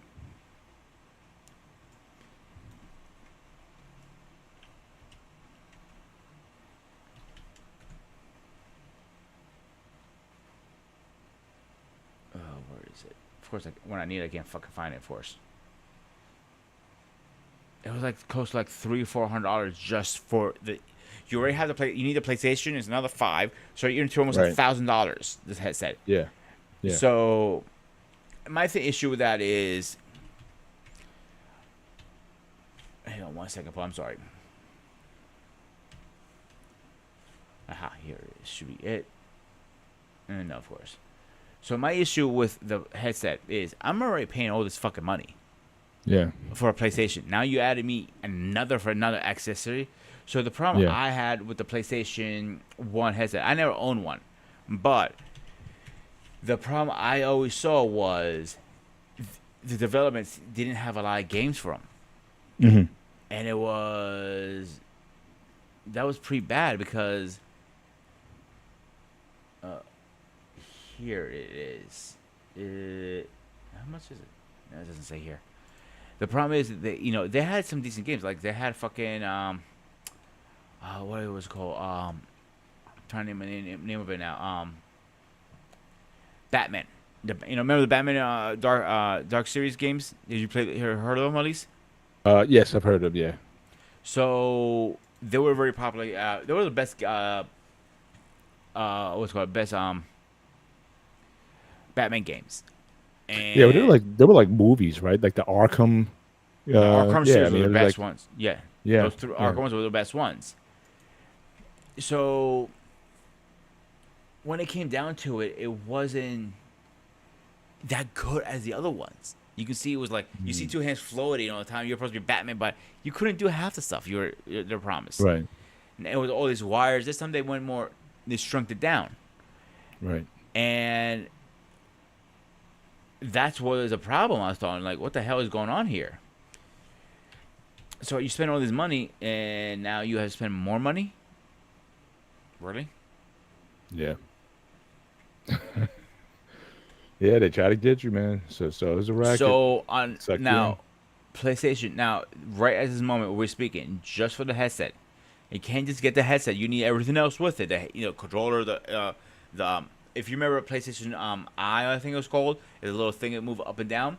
You're looking at it depends where you buy it. Like Amazon refurbished is $4.99, $1.99. Another one's $2.99, $3.89. It depends. If you go look directly to PlayStation, where is it? Oh, it's called. That's why I can't find it. I'm sorry. It's VR. I had to put it down correctly. Okay. The VR is $4.49. Mhm. Dude. That's pricey for a game. That says something you don't know. You don't even have games to fucking play. At least the Oculus VR or 3D, whatever you want to call it, is at least a reasonable price, 200, because it Right. is a system alone. Right. Right. You're not buying Yeah. a system on top of a system. I really Right. feel the 3D or VR is the way they're going with stuff now. Simple. So I know you said you had the Wii, right? We had the Wii, yeah, for a long time. I Yep. mean, most of my kids' childhood, we had the Wii, and they would get certain games. They weren't serious gamers, but they loved the dancing games. They loved the interactive games. You have a party over. Allow multiple people to play. So again, they had very specific uses for the gaming. For the platform, but it lasted. Mostly through well into their teen years. So we got the Mm-hmm.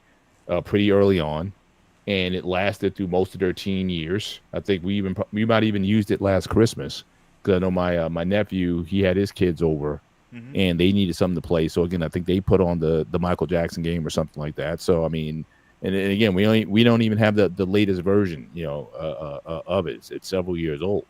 So like I said, for us, So it two things on that. A couple things actually. One, so they went with a new concept. It wasn't a bad mm, concept. I personally didn't like it. Me going like dancing around and all this stuff. It wasn't my thing. Hey, I'm a mhm, fat Greek motherfucker. I like sitting on the couch, having my fucking right, Mountain Dew and playing my video games. right. Um, it failed horribly because Mm. it did actually because that was But they. but to have that kind of longevity though, how could you call that a failure?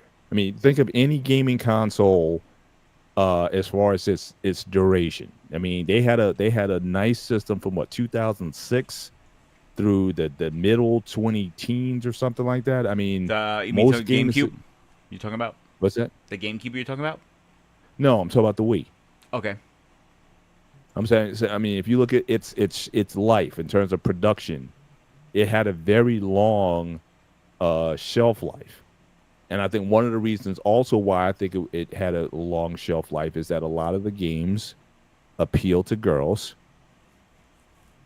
and certainly for them there was enough there to kind of keep them interested in it. especially the games that were again fun and interactive. They weren't. We wasn't interested in having games where we went and blew up stuff, or military Call of Duty type of games. That wasn't their angle. It was health because they had all these. They had all these. We remember they were like the first gaming console that had like an exercise Okay, thing. Like there so was this you're yoga wrong and mat. right at the same time. I'll tell you why. Okay. So the Wii came out in 2006. All Yeah. right. Right. I got that date So right. right after that, they released the upgrade version, the newer the Wii U in 2012. That only lasted 5 years. The reason was because they had the similar concept they have now. We're gonna have a gamepad where you can walk away, and the same games could play on both, Wii U and Wii, pretty much. Not all of them, but most of them. Mhm. But the problem is, if you went too far, you get disconnected. So you spend all this extra money for no reason. There are some games you had to put the pad down, like golf, for example. It was like simulate the ball. So a lot. You might seem as a not hardcore gamer. It was a successful market, but it wasn't. The person who idea was to do the Wii, the CEO of Nintendo, not just Nintendo of America, I mean the whole company, the CEO was asked to resign after Wii U. That's how bad it was. Okay, well, again, Wii U. So, and I'll give you that. But again, you said from 2006 to 2012. Yeah. So again, name a and like I said, it was there through most of my kids' youth. Mm-hmm. Name a gaming console that had that kind of longevity without coming out with another version of it until between the Wii and the Wii U. You're not going to find many who have that kind of shelf life. Again, I lived through many of the early generation ones. Most of those gaming consoles, with maybe the exception of the NES, maybe had a 3-year shelf life at the most.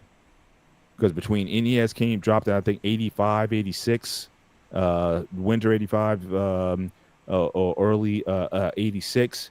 By 89, 90, you had the next generation gaming consoles that were out at that time. We never changed its appeal. It was meant for kids. It was meant for girls. They weren't going for the best graphics. They weren't going for They were actually going for both. They were going for boys and girls. Nintendo's always been meant for younger audience. But go ahead. But not the I'm saying, but the NES. Everybody played the NES. It wasn't teens. Like I said, Tecmo Bowl, one of the best sports games of its era. Everybody was playing NES. But again, the Wii was meant for kids, and like I said, with kids, they also brought girls into it. Because again, that wasn't something that a lot of other gaming consoles prioritized. Can we get more girls to play? So I think we did a great job of knowing its audience or its market. And like I said, they never made an upgrade. There wasn't like, okay, well, when are you guys gonna sort of catch up or whatever? They knew their audience, and they marketed it successfully. Now, as far as the Wii U, even then, you said the Wii U lasted 5 years, which in a crowded market with Sega and Xbox and for Microsoft and Sega and all these consoles, 5 years in a gaming platform is still good. It's still a good business. I know you said the guy was forced to resign or whatever. Okay, fine, but it lasted for It lasted a while. I'll give you that. Market. So I'll give you these numbers right now. The lifespan of the Wii. So 101, 101 million units. The Wii U, so 13, a little shy of 14 million units. Now the PlayStation, the whole lifetime, the PlayStation 4 only sold in the first 6 months 117 million units. Mm-hmm. You see the numbers now I'm talking about. Yeah. I'm not saying it's a bad system. I personally didn't like it. That's my cup of tea. Because it wasn't meant for you. Yeah, I know a lot of men who loved it. Dude, I'm not joking with you. When I was on the phone. Yeah, I know. A bunch of men who loved it, older than me. I don't know if any. Unless you had kids, you weren't into the Wii. A buddy of mine who loved it. Anybody who? Yeah, he loved it because it got him up and moving out of his seat, except playing video games. One day, I'm not joking, you do. He's playing. I don't know what game he's playing, and I'm hearing in the background like he's like huffing puffing. Like, what the hell are you doing, you asshole? I go Well, to him. again, see, but Hang on, hang. like I said earlier, they did. I would say they did market it not as as a gaming system, but they marketed it as a fitness system. Because again, you had the Wii bar and the balance board and all those things that went in. You had the yoga mat Mm-hmm. and all that. So that was so again, they went for a very niche type of market with the Wii Fit. In fact, it was called Wii Fit. That's what it was called. It was Yeah. called Wii Fit. Oh, That was okay. added on to the Wii platform. So it wasn't a separate platform. It was just some peripherals Oh yeah, that that you the added game. to the platform that allowed it to do those other functions. Yeah. Before I want to get to that in 1 second, so I want to finish the story really fast. I'm gonna get to that. So Okay. as he's playing, he's swinging his arms. He didn't put the strap on his thing. And next thing I hear, "Fuck!" And I'm like, "What happened, dude?" I go to him. My Wii nunchuck went through my TV again. What do you mean again? He goes, "This is a second TV. My wife is gonna kill me." I go, Mm. "Well, I seen your funeral." Why are So you swinging so hard? It's a virtual. You're not hitting anything. You're just doing the arm people were motion. just So doing that all the time. It was just normal reaction. that's So crazy. what you were saying with the Wii U or with fitness, at first, yes, everybody was canceling their gym memberships and going to. I know a Hmm. bunch of Yeah. personal trainers, including Yeah. yourself, who said, this is not going to last long. It's a trend, and it was a trend. Hmm. Can you disagree on that? No, it definitely was, and it's for people who didn't necessarily want to go to a gym. It was meant for again, stay-at-home moms who had kids. That's the thing too. If you didn't want a separate gaming console, so again, here's the thing: you let your kids play the Wii, Super Mario, whatever it was, or the tennis or something, and then you, being a stay-at-home mom, now you can play when the kids okay, take your naps now, whatever. Now you can get on the Wii Fit and you can do your thing. So it was almost like killing two birds with one stone. Again, it was a very specific market that they were going for. Working mom, I mean, stay-at-home moms and people who wanted to go out and do other things but didn't, or might have been intimidated by the gym. They didn't want to be around a bunch of gym bros or whatever. So hey, you can get fit at home and all that kind of stuff. Yoga, and especially at that time, certainly going back to the 80s, even the VHS market for fitness um, videos, from Buns of Steel to Oh Tybo God. to all those at home fitness. Arnold came out with one. Jane Fonda workout. Who's the guy? Richard Simmons workout or whatnot. So home video workouts was very popular in the really boom up in the 80s and the 90s with all of those at home fitness apps. They sold a lot of those from a lot of different people in that time. OJ Simpson had one. Okay. So, I mean, you had, so everybody was getting in on that. And the fact that we could kind of take it to the next level where, your interaction with the game, or it would be more like the app is almost teaching you to an extent, like like there was a program and you followed the program and the motions that you did on the Wii were recorded, and they would either say great job or faster or a head up or pick your arm up or something like that. That was something that was pretty revolutionary at its time. Again, would it have lasted? I didn't think so, because again, I don't think anybody's really doing. I guess now, if you want to find a fitness something, you would watch YouTube now. But so it didn't last. But certainly, being able to leverage that market at the time, where someone said, "Look, because of all these home videos, P90X, which I did a couple times back in the day. I mean, the home video, home fitness market was a very prevalent thing at the time. And I think we said, well, because we have this technology with a controller through the emotions or whatever, hey, we can make some fitness, capitalize on the fitness market as well. I thought it was a decent move. And so again, So let 113 me ask you million this units. question, Paul. Yeah. Then, what would you say when the CEO, the one who had forced to resign, he said it himself? The Wii U and the Wii was a commercial failure. He said it himself. What do you say about that? Um, One, I don't know I don't know what the expectation was. The What the market explanation was originally was, compared to the other gaming consoles that you talked about before. Yes, they were outsold by a wide margin, especially the one you said that was 117 million units within the first few months um, of it. But again, I don't know what they were expecting with the Wii. If they were saying that we're going to outsell Sega and all these other gaming platforms, then yeah, it was a colossal fail when it came to that. But for the market that they were trying to go after, and the fact that for again a 6-year run, they did not come out with any upgrades at all in the system. What happened to like a Wii 2, a Wii 3, a Wii 4, just like you had Sega Saturn and then PlayStation and all the consoles that kind of came out. It was almost like every year or every other year they were coming out with another console.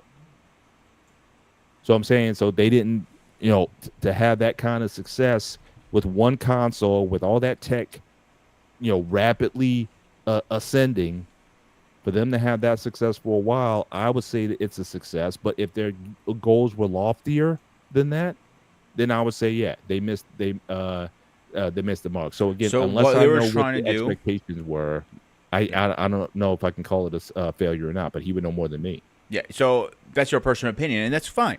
So, okay, here we do a better example. The GameCube that I personally loved also was a failure in their eyes because it only did 21 million. 20 million. Now, if you go to the Nintendo, the Virgin Nintendo, so 863. That's why they say that for Nintendo to make anything a profit, it has to be high numbers. Wait a minute, you're talking about the original Nintendo NES? The first year was 863. Yes, 863,000 or million? million units. That's not fair though. I know. Again, you're I talking know it's about not fair. you're You're talking right. about at the end of the home video market crash. There was a crash in 84, 85. Big You're one. right. You're right. And basically that system saved and resurrected. There would be no video game market without the NES. You're totally right. And I'm so not disagreeing because one you bit of had that. that kind of need for it and whatnot to compare, and again, with technology changing the way it did, allowing more guys to compete, you can't take that. That's like saying like there's a water shortage and you could be coming up with water, and again, it doesn't even have to be the best water or whatever, but it's water. You're gonna sell out. You know, you're gonna have people in line for it because people were so desperate for something. So I think that was just a very special case in time. Whoever got there first was going to do well with that. But that is arguably the most important gaming console of all time. And so to compare that to the successors and the competitors that came out of that, I don't think that's fair. They will always have the position of being first and probably the most successful. Yeah. And so I So can't, you know, so Nintendo has been struggling for the last couple of years from the GameCube era to get right. those high numbers. They haven't broke over 100 million units margin in a very, very long time. Here's the last couple of margins: 64, 32 in a whole lifespan. The Super, 49 million. So, and the Wii GameCube was only 21. Mm. For any company to make say this is a successful unit, the lifespan, I'm not talking about the first year, the lifespan has to make over 100 plus units in the millions, of course I'm talking about. Well, And you said the Wii did yeah, I'm one not over disagreeing with 100. that. I was Okay. let me finish my statement for a second. For them to say it wasn't a failure because a lot of people sold their systems back or returned them over time. This statement, I'm saying the million doesn't also add who sold the system and or returned it. This is what they have only bought. So Mhm. I get what you're saying, and I'm not arguing that bit one bit. What my argument statement is what their statement was, saying it I was a got you. failure. So Compared to everybody else, and yeah, obviously those. But again, so you got to be, and I think Nintendo still, even to this day, correct me if I'm wrong, they're still looked at as they're defined by, um, essentially their founding, right? Didn't this last year they came out with a Super Mario Brothers movie or something like that? Yes, or it's coming out. it came out. Yeah. It's a So decent again, game. It's a decent movie. so it's like they're always going to be defined. It's almost like they're typecast. You know what I'm saying? Agree? They're typecast by Mario and that whole thing that's going with it. I'm like, why do we need a? They did a Super Mario Brothers movie years ago that was awful too. But I'm just saying, but it's like they're always going to be boxed in by the success of Mario Brothers, especially the Super Mario Brothers game for the NES, Totally agree. which was totally, everybody was in their mom was playing that game. The soundtrack is buried in your psyche Dude, one of my sound forever. effects is a game over from Super Mario Brothers. Remember? Exactly. So again, it's has an indelible mark on your psyche. So again, so they're a victim of their own success. Yes, They will totally never agree. get past Mario and those early games going back to Donkey Kong, all the way back. It's still going to be considered in the children's arena.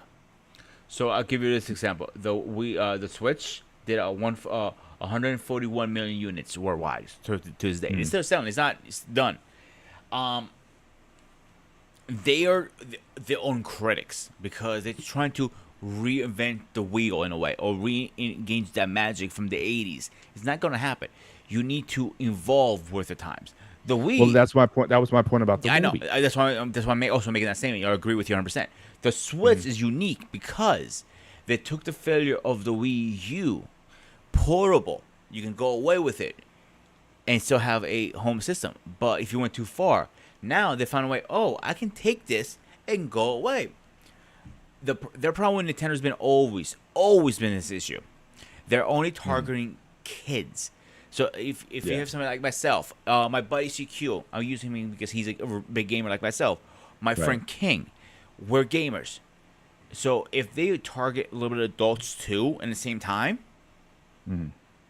you have the best. You're going to outbeat those numbers. The Wii U could be, the Wii Switch could have been even better than an original Nintendo because of the portability. How many times Right.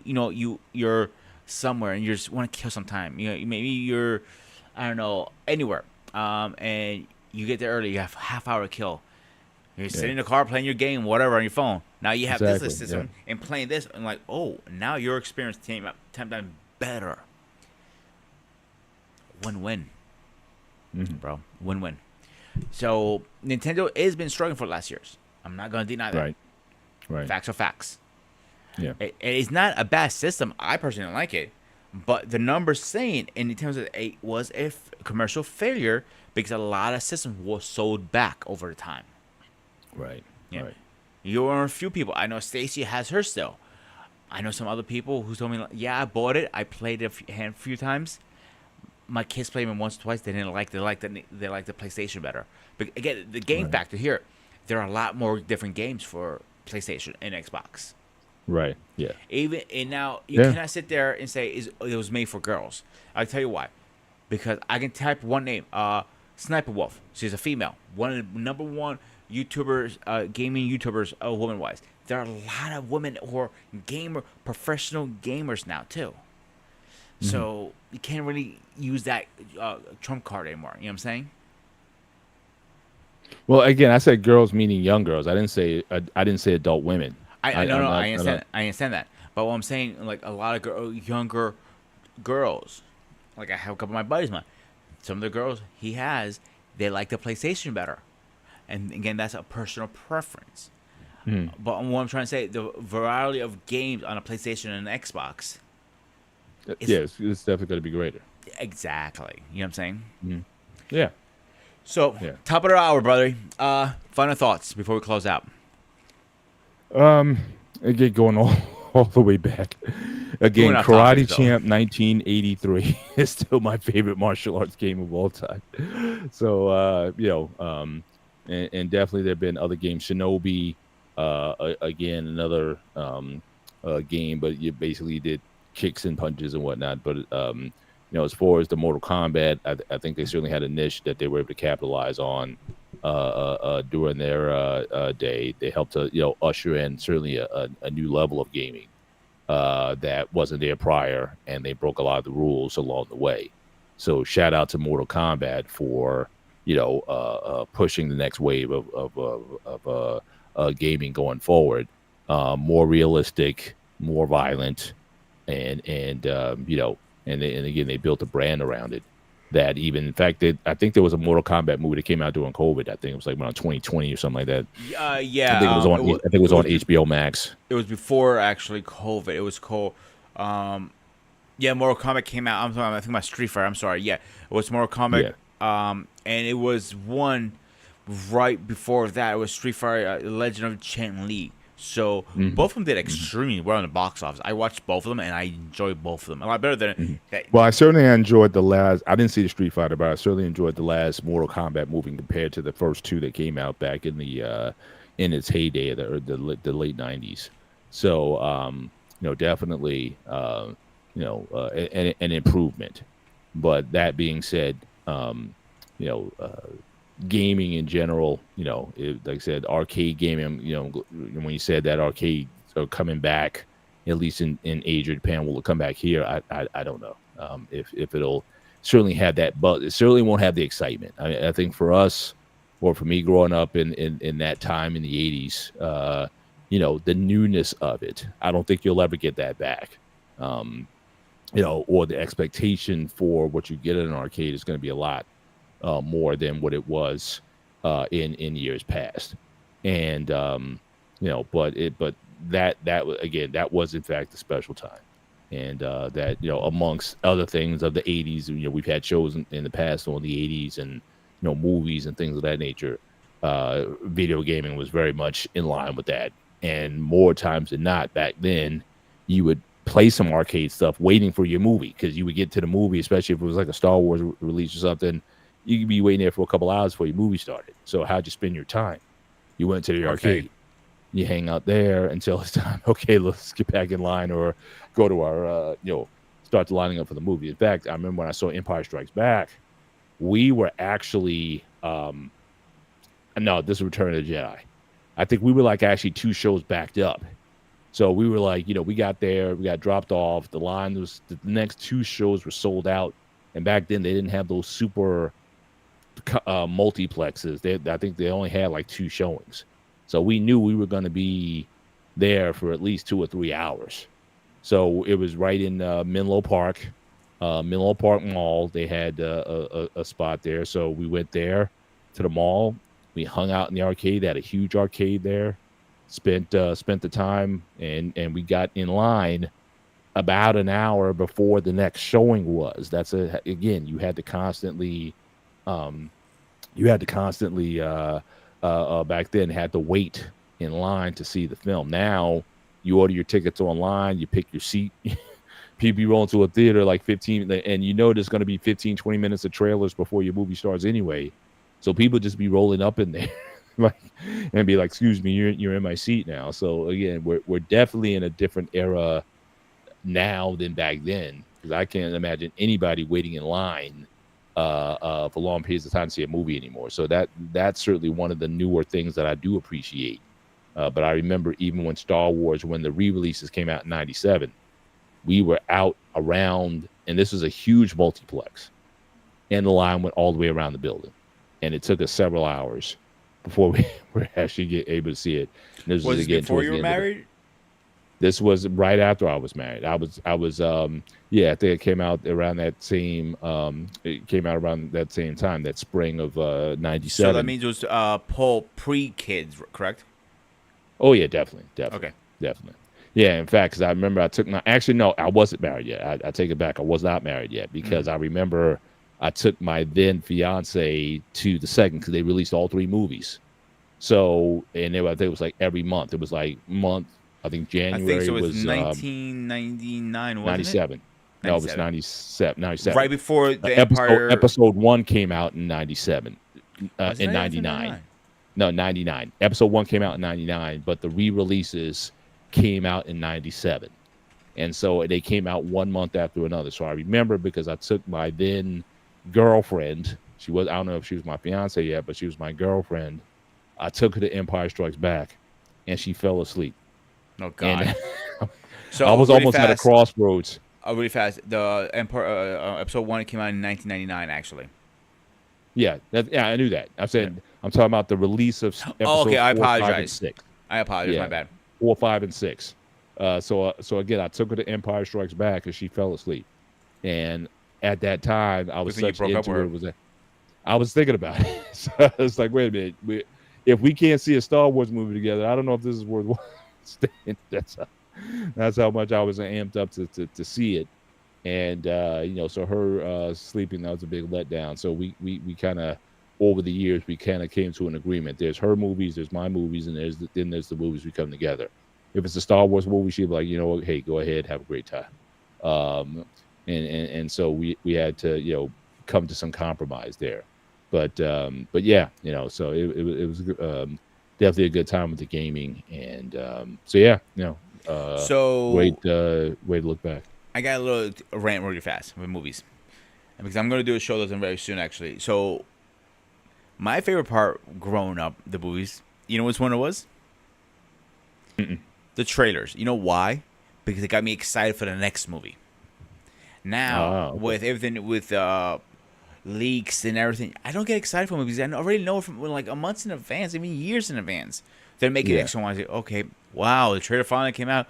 Whoopie doo! I take the wow factor away. I hate that. Yeah. Um, Well, like, again, that's like I was saying earlier. It's the curse of the technology. I mean, just social media, all the things that are there, the leaks. It's just harder. But yeah, but a lot of times you wouldn't see the trailer will come out like a year before the movie came out. You know what I mean? now it takes It a was couple like, months before a movie comes out. yeah, it doesn't last very long. But then again, movies also had a longer shelf life in the theaters. You know what I mean? So again, the movie came out, it would play for a few months. Now it's like, after a couple months, it's basically on Netflix. I mean, it's not a, they don't, unless it's like a super blockbuster that's going to make $1 billion. It's not going to stay in the theaters very long. So again, I think that the rush to get it to Netflix or some streaming service or whatever, that time. So, but I remember Star Wars played in the theater like 5 years, and it was released at Christmas every year. That was how good it was. So from 77 to 82, you could see. Well, I would say probably the first year run it was out, like in theaters, like the first couple of years, they would bring it back every year. And so it was almost a thing. Hey, Which one was Mom, it? I want to go see. Again, 77 run, 77, 78 run. It was almost out for a year. And then every year around the holidays, they would release it during the holidays. And so that went on into the early to the mid 80s. So it was like a holiday tradition to go see Star Wars over Christmas. I know there were a couple movies every year, clockwork, that would come out, and that's one of them. I remember hearing about this, and that's great. One movie I'm actually looking forward. I want to go see. Comes out this Wednesday. Actually, is Bad Boys: Ride or Die. I'm always been a big fan of Bad Boys, bro. Mm. They're always been to me. They're always been really good movies. I don't know your opinion on those. I always liked them. Mm. So I was always a big fan. I think Black Devil just joined the back. As we're ending right now. Yeah, listen, yeah. We gotta I call need it to anyway. run. I gotta be at work Philippines, tomorrow I need to morning. go. I hear So you, man. I Black hear David, you. I'm sorry, but we're calling it tonight. I want to finish my statement really fast. Gaming, Street Fighter, Mortal Kombat. If I had my sound effects, I'll be playing the song and be going back and forth right now. My sound effects are not fucking working again. But I think they'll look great. Only quick question I got for you, Paul. When you saw the first time the Street Fighter and Mortal Kombat, what did you think about them the first time? Not now. When it first got released. Street Fighter, again, I thought it was extra. I thought it was a lot of Waste of money, I thought. cartoonish type graphics. And The movie I'm talking about. like I said, the movie stunk. I hated the movie. Yeah. As a kid, hang Street Fighter. Give me 1 second. I'll get you in here really fast for 5 minutes because we're about to end. At least you show your mug for a minute here. Give me 1 minute. Oh, hang on, bud.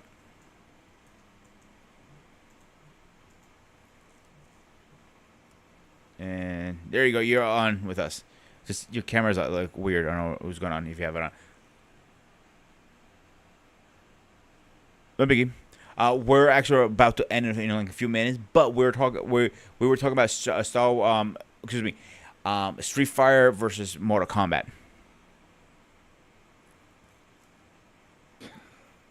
Wow, he just said it right. I knew he was gonna say Street Fighter. Hmm.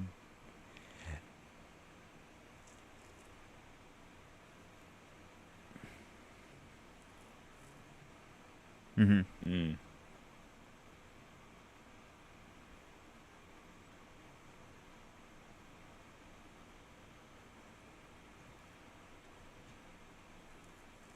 Yeah.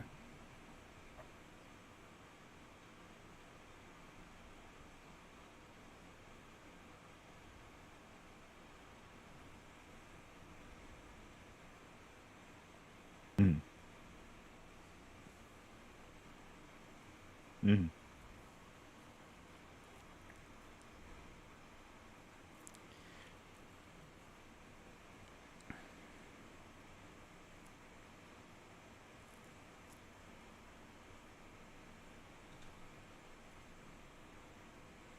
Yeah. Animalities. It Yeah. got too much. It got too much. I'll give you that. Yeah. Yeah, one thing I did like about Street Fighter, the storyline. Each character had their own storyline, and it was like, oh, unique to that character, and it was very, very written correctly. If I put it that way, you know what I'm saying?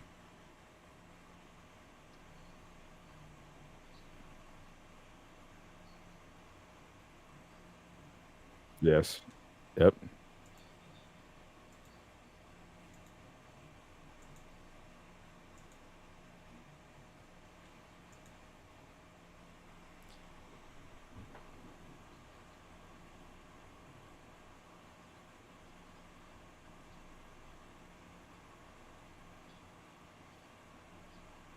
Mm. I can, yeah. Well, we can. I can create a segment. I can create a segment for it, and I'm hoping it's RRP to Mike Tyson. Also, you don't need to be fighting. You don't need to be fighting. He got a ruptured spleen. What do you have? Or ulcer. You got an ulcer. So again, you don't need to be fighting. You just don't. Your body 57. You're just fighting off ulcers and all kinds of other ailments or whatever. That's a battle within and of itself. And the You don't funny need a thing, guy like we just talked about this last Saturday too, and I actually texted you. I don't know if you got my text about the show, but we were just talking about it too, and I just think it's a hot mess that fight. I think it's just gonna be for show. and then there was some stuff that came out. I don't know how true it is. They were talking about there's some other stipulations in the contract um that are being leaked. Like basically, if Tyson knocks him out in the first round, he gets less money, or if it doesn't go a certain amount of rounds, he gets less money or whatever. Seriously, So it's this is again rigged. the This whole deck is fight so is the gonna be deck rigged. is so loaded, to make the Paul look as good as possible. That again, it's very difficult for me to get up for this fight, especially if those rumors are true. That basically they're limiting the damage that he could do to Paul. Um, um, in the fight. I mean, you already got the kid gloves on. You got the head. It's just all these different rules there. That again, if this is supposed to be a sanctioned fight, then let it be a sanctioned fight. But you know, I don't know if Tyson is going to simply be healthy enough. They have to put out the fight for at least a month for his ulcer to heal, and what kind of shape he's going to be in at that time, or what other ailment that he may just develop all of a sudden because he's 57, 58 years old. So I'm Yeah, I'm yeah. not I'm not I'm not Well, enthused. I get it, but my thing is and I admit the only reason I want to see the fight because I'm excited to see Mike Tyson fight again. He's on kind of a redemption arc in the twilight years. Unfortunately, it's in the twilight years, but he's on this kind of redemption arc. I think the monster started roaring again inside of him, and just as Deontay Wilder's decided to calm down and go away, it just ain't there anymore for Wilder. And just like Mike, at one point in time for Mike Tyson, the monster stopped roaring, and It was time to go do something else. Dude, I said it last week on my Tyson versus Paul show. This reminds me of the Rocky movie by Ball. He said, "Oh, I still have things in the closet. They come out. Oh, I'm gonna fight them. The champion and a 75-year-old man with a walker is gonna beat the youngest champ." I'm like, get the fuck out. Go watch Rocky by Ball, and tell me that this story doesn't remind you that, because it's to the point. You got a retired champ, and now you got this guy. Just saying. Well, yeah, but Tyson's already been in the ring against Roy Jones Jr. Of course, I'm not saying that part. But Because that was a glorified sparring session. That wasn't a fight at all. Right, because Tyson was literally holding him up on his feet. He was Literally. holding it up. Yeah. Literally But that holding him wasn't- up on his feet. Yeah. But if So- you're gonna say this is supposed to be a fight, like a sanctioned, so this It is gonna is. count on his record if it Yeah. ever comes off. This will be on his record if Which he one? win or lose. Both of So, them? yeah. But I can't even count Paul's record. I mean, he's only had one fight against a legit boxer. In that fight, he lost. He lost. So I don't see, and the guy he fought, Fury, wasn't very good. So I don't see, what this does for any of them except outside the money. Now, again, if $15-20 million, yeah, that'll get a lot of guys talking, but or willing to step into the ring. But I just can't. In fact, did you see Larry Holmes in the last that last fight they had in Riyadh? You saw Larry Mandrell? Mm-mm. Yeah, go back and look at Larry Holmes there, man. He's not straight either. How many comebacks did he have trying to recapture glory? You know what I mean? Yeah. So I didn't understand Larry because it's not like he needed the money. Uh-huh. Like at all. But He did not need the money at all. Didn't he beat Ray Mercer? Yeah. So I mean, I He think had the nothing to problem prove. is- he didn't need the money. Mhm. Because he made money, right? But he made smart investments with it, with real estate and a lot of other he things. owns half of Eastern PA. Exactly, dude. Like he did really well, really well with growing his money, and he Right. did the right thing with it. Right. So it's not like he needed the money. It's not like he needed the glory. He was already a champion, a world Right. champion. Like he had nothing to prove. Yeah. So But it's he like just went him and did it. fight- It's like, why, dude? Yeah. I mean, See, him fighting George Foreman later, that was like, what was that movie with Sylvester Stallone and Al De Niro? Oh God, I can't remember the name of it. They were like two really old ex-boxers, and they had like a fight with it. That's what that. Oh, I know what you're talking about. Yeah, that was what that was like, watching those two in the ring, man. So, I understand. It's all, if you got that warrior spirit, right, to let that, get that out of your system or whatever. But I just think that I see some of these the greats, the conditions that they're in. I'm like, look, you got a family, you got a beautiful wife, you got, who've been with you all this time, whatever. Seem like, you got all these things going for you, and your royalty, anywhere you go. Why do you need to go in and do this? Now, again, if he goes in and knocks out Paul, it just gets him out of the boxing business. not Then gonna happen. some people might say he's doing an active Justice. service there, public service in that scenario. But I would say let someone else do it. Let a younger guy do it. Let a top amateur do it, because Paul wouldn't beat a top amateur at that weight. You know what I mean? Like you got the Olympic trials coming up. Hey, He wouldn't lose. Like, So the I movie have- you're talking about is a a match. But no, grudge match, grudge match. I also have an elite amateur that Paul could fight. I know Who's that. His name is Deontay Wilder. He's an elite amateur boxer. I thought you were going to say Paul yourself for a could minute there. fight. No. Here's the thing. With what I saw tonight, grooming, I would bet my entire life savings that I get in the ring with Wilder and I whip his ass. Wilder made mistakes that I learned not to do at 12 years old. 12. Grooming.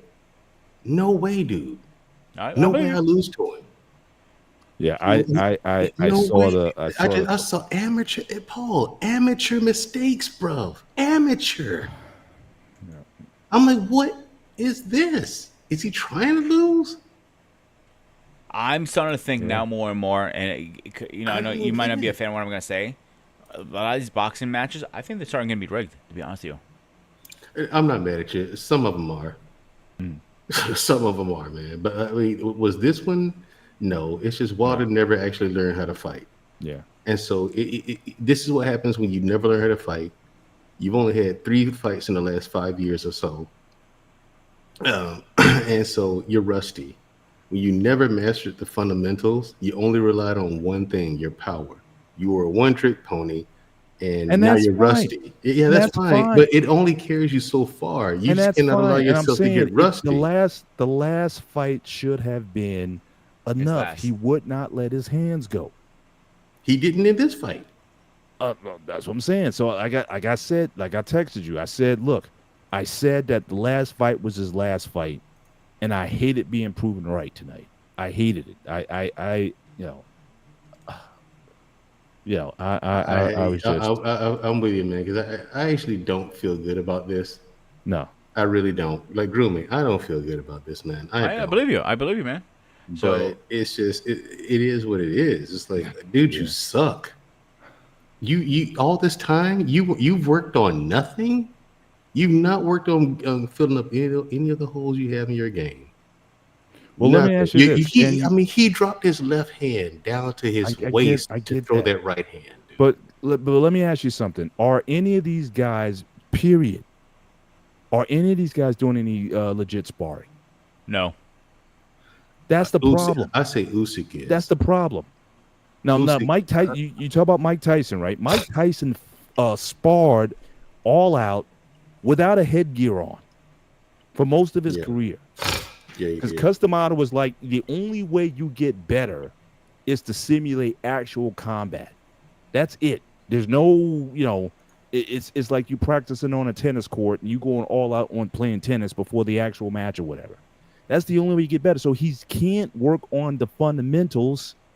He can hit the bag. Like all these guys look great. On any one of us can put a video out right now, working a speed bag, working a heavy bag or some mitts or whatever, and people look at us like, wow, these guys are really good. But getting in the ring with somebody who has bad intentions to hurt you. Tyson always watch those old sparring tapes with Tyson. Most of the guys were 20, 30 pounds bigger than he was. And they were trying to hit him without a headgear on. So the only way you get better is to actually spar. But there's so much money on the line with these guys now. You don't want to get a cut. I mean, you saw what happened with Fury. Got cut in sparring. But a lot of these guys, I don't think Wilder, and I've never seen Wilder really in with a spar. Like, who are his sparring partners? If he's got any at all. And it's the message is, hey, man, we just playing friendly here. But I don't want you to go in there and try to knock him out. Again, But how I do you think get things are better rigged. unless you're This one. in those conditions? Again, this is like Rocky, the movie. Sorry. So, listen, guys, I Yeah, we really gotta have call to go. it. Before we Yeah. go, Mandarin, But question. yeah, but Mandrell, yes, Wednesday, we can certainly bring some of this up again on Yeah. Wednesday. My question for him: are easy out of hibernation and be back on live with us again? Um, That's a no. yeah, it's not a no. It's not. I'm not completely out of hibernation yet. I'm not back full force, but I am back. Okay, dude, time for me to have a conversation with your wife and tell her, on Saturdays you're mine. That's not gonna go well at all. So I know it won't. That's why I said it. So anyway, guys, thank you for jumping in for the last minute. I really appreciate it. Like always, you're always welcome on this page. You're always welcome on the channel. You're always gonna have a home there. You remember that. And we do miss you, ass, believe it or not. Really fast, guys. Make sure you hit the like and share, subscribe. If you watch this later, we'll be back on Wednesday. If I'm able to get contact with JT, I am trying to do a collab with him with the history of rap music. We're missing each other because we're on different time zones. So we might be delaying that. I'm not sure yet. So accept that. As always, stay fresh, stay safe, and I'll see you guys on the next one. Later. have a good night, guys. Take care.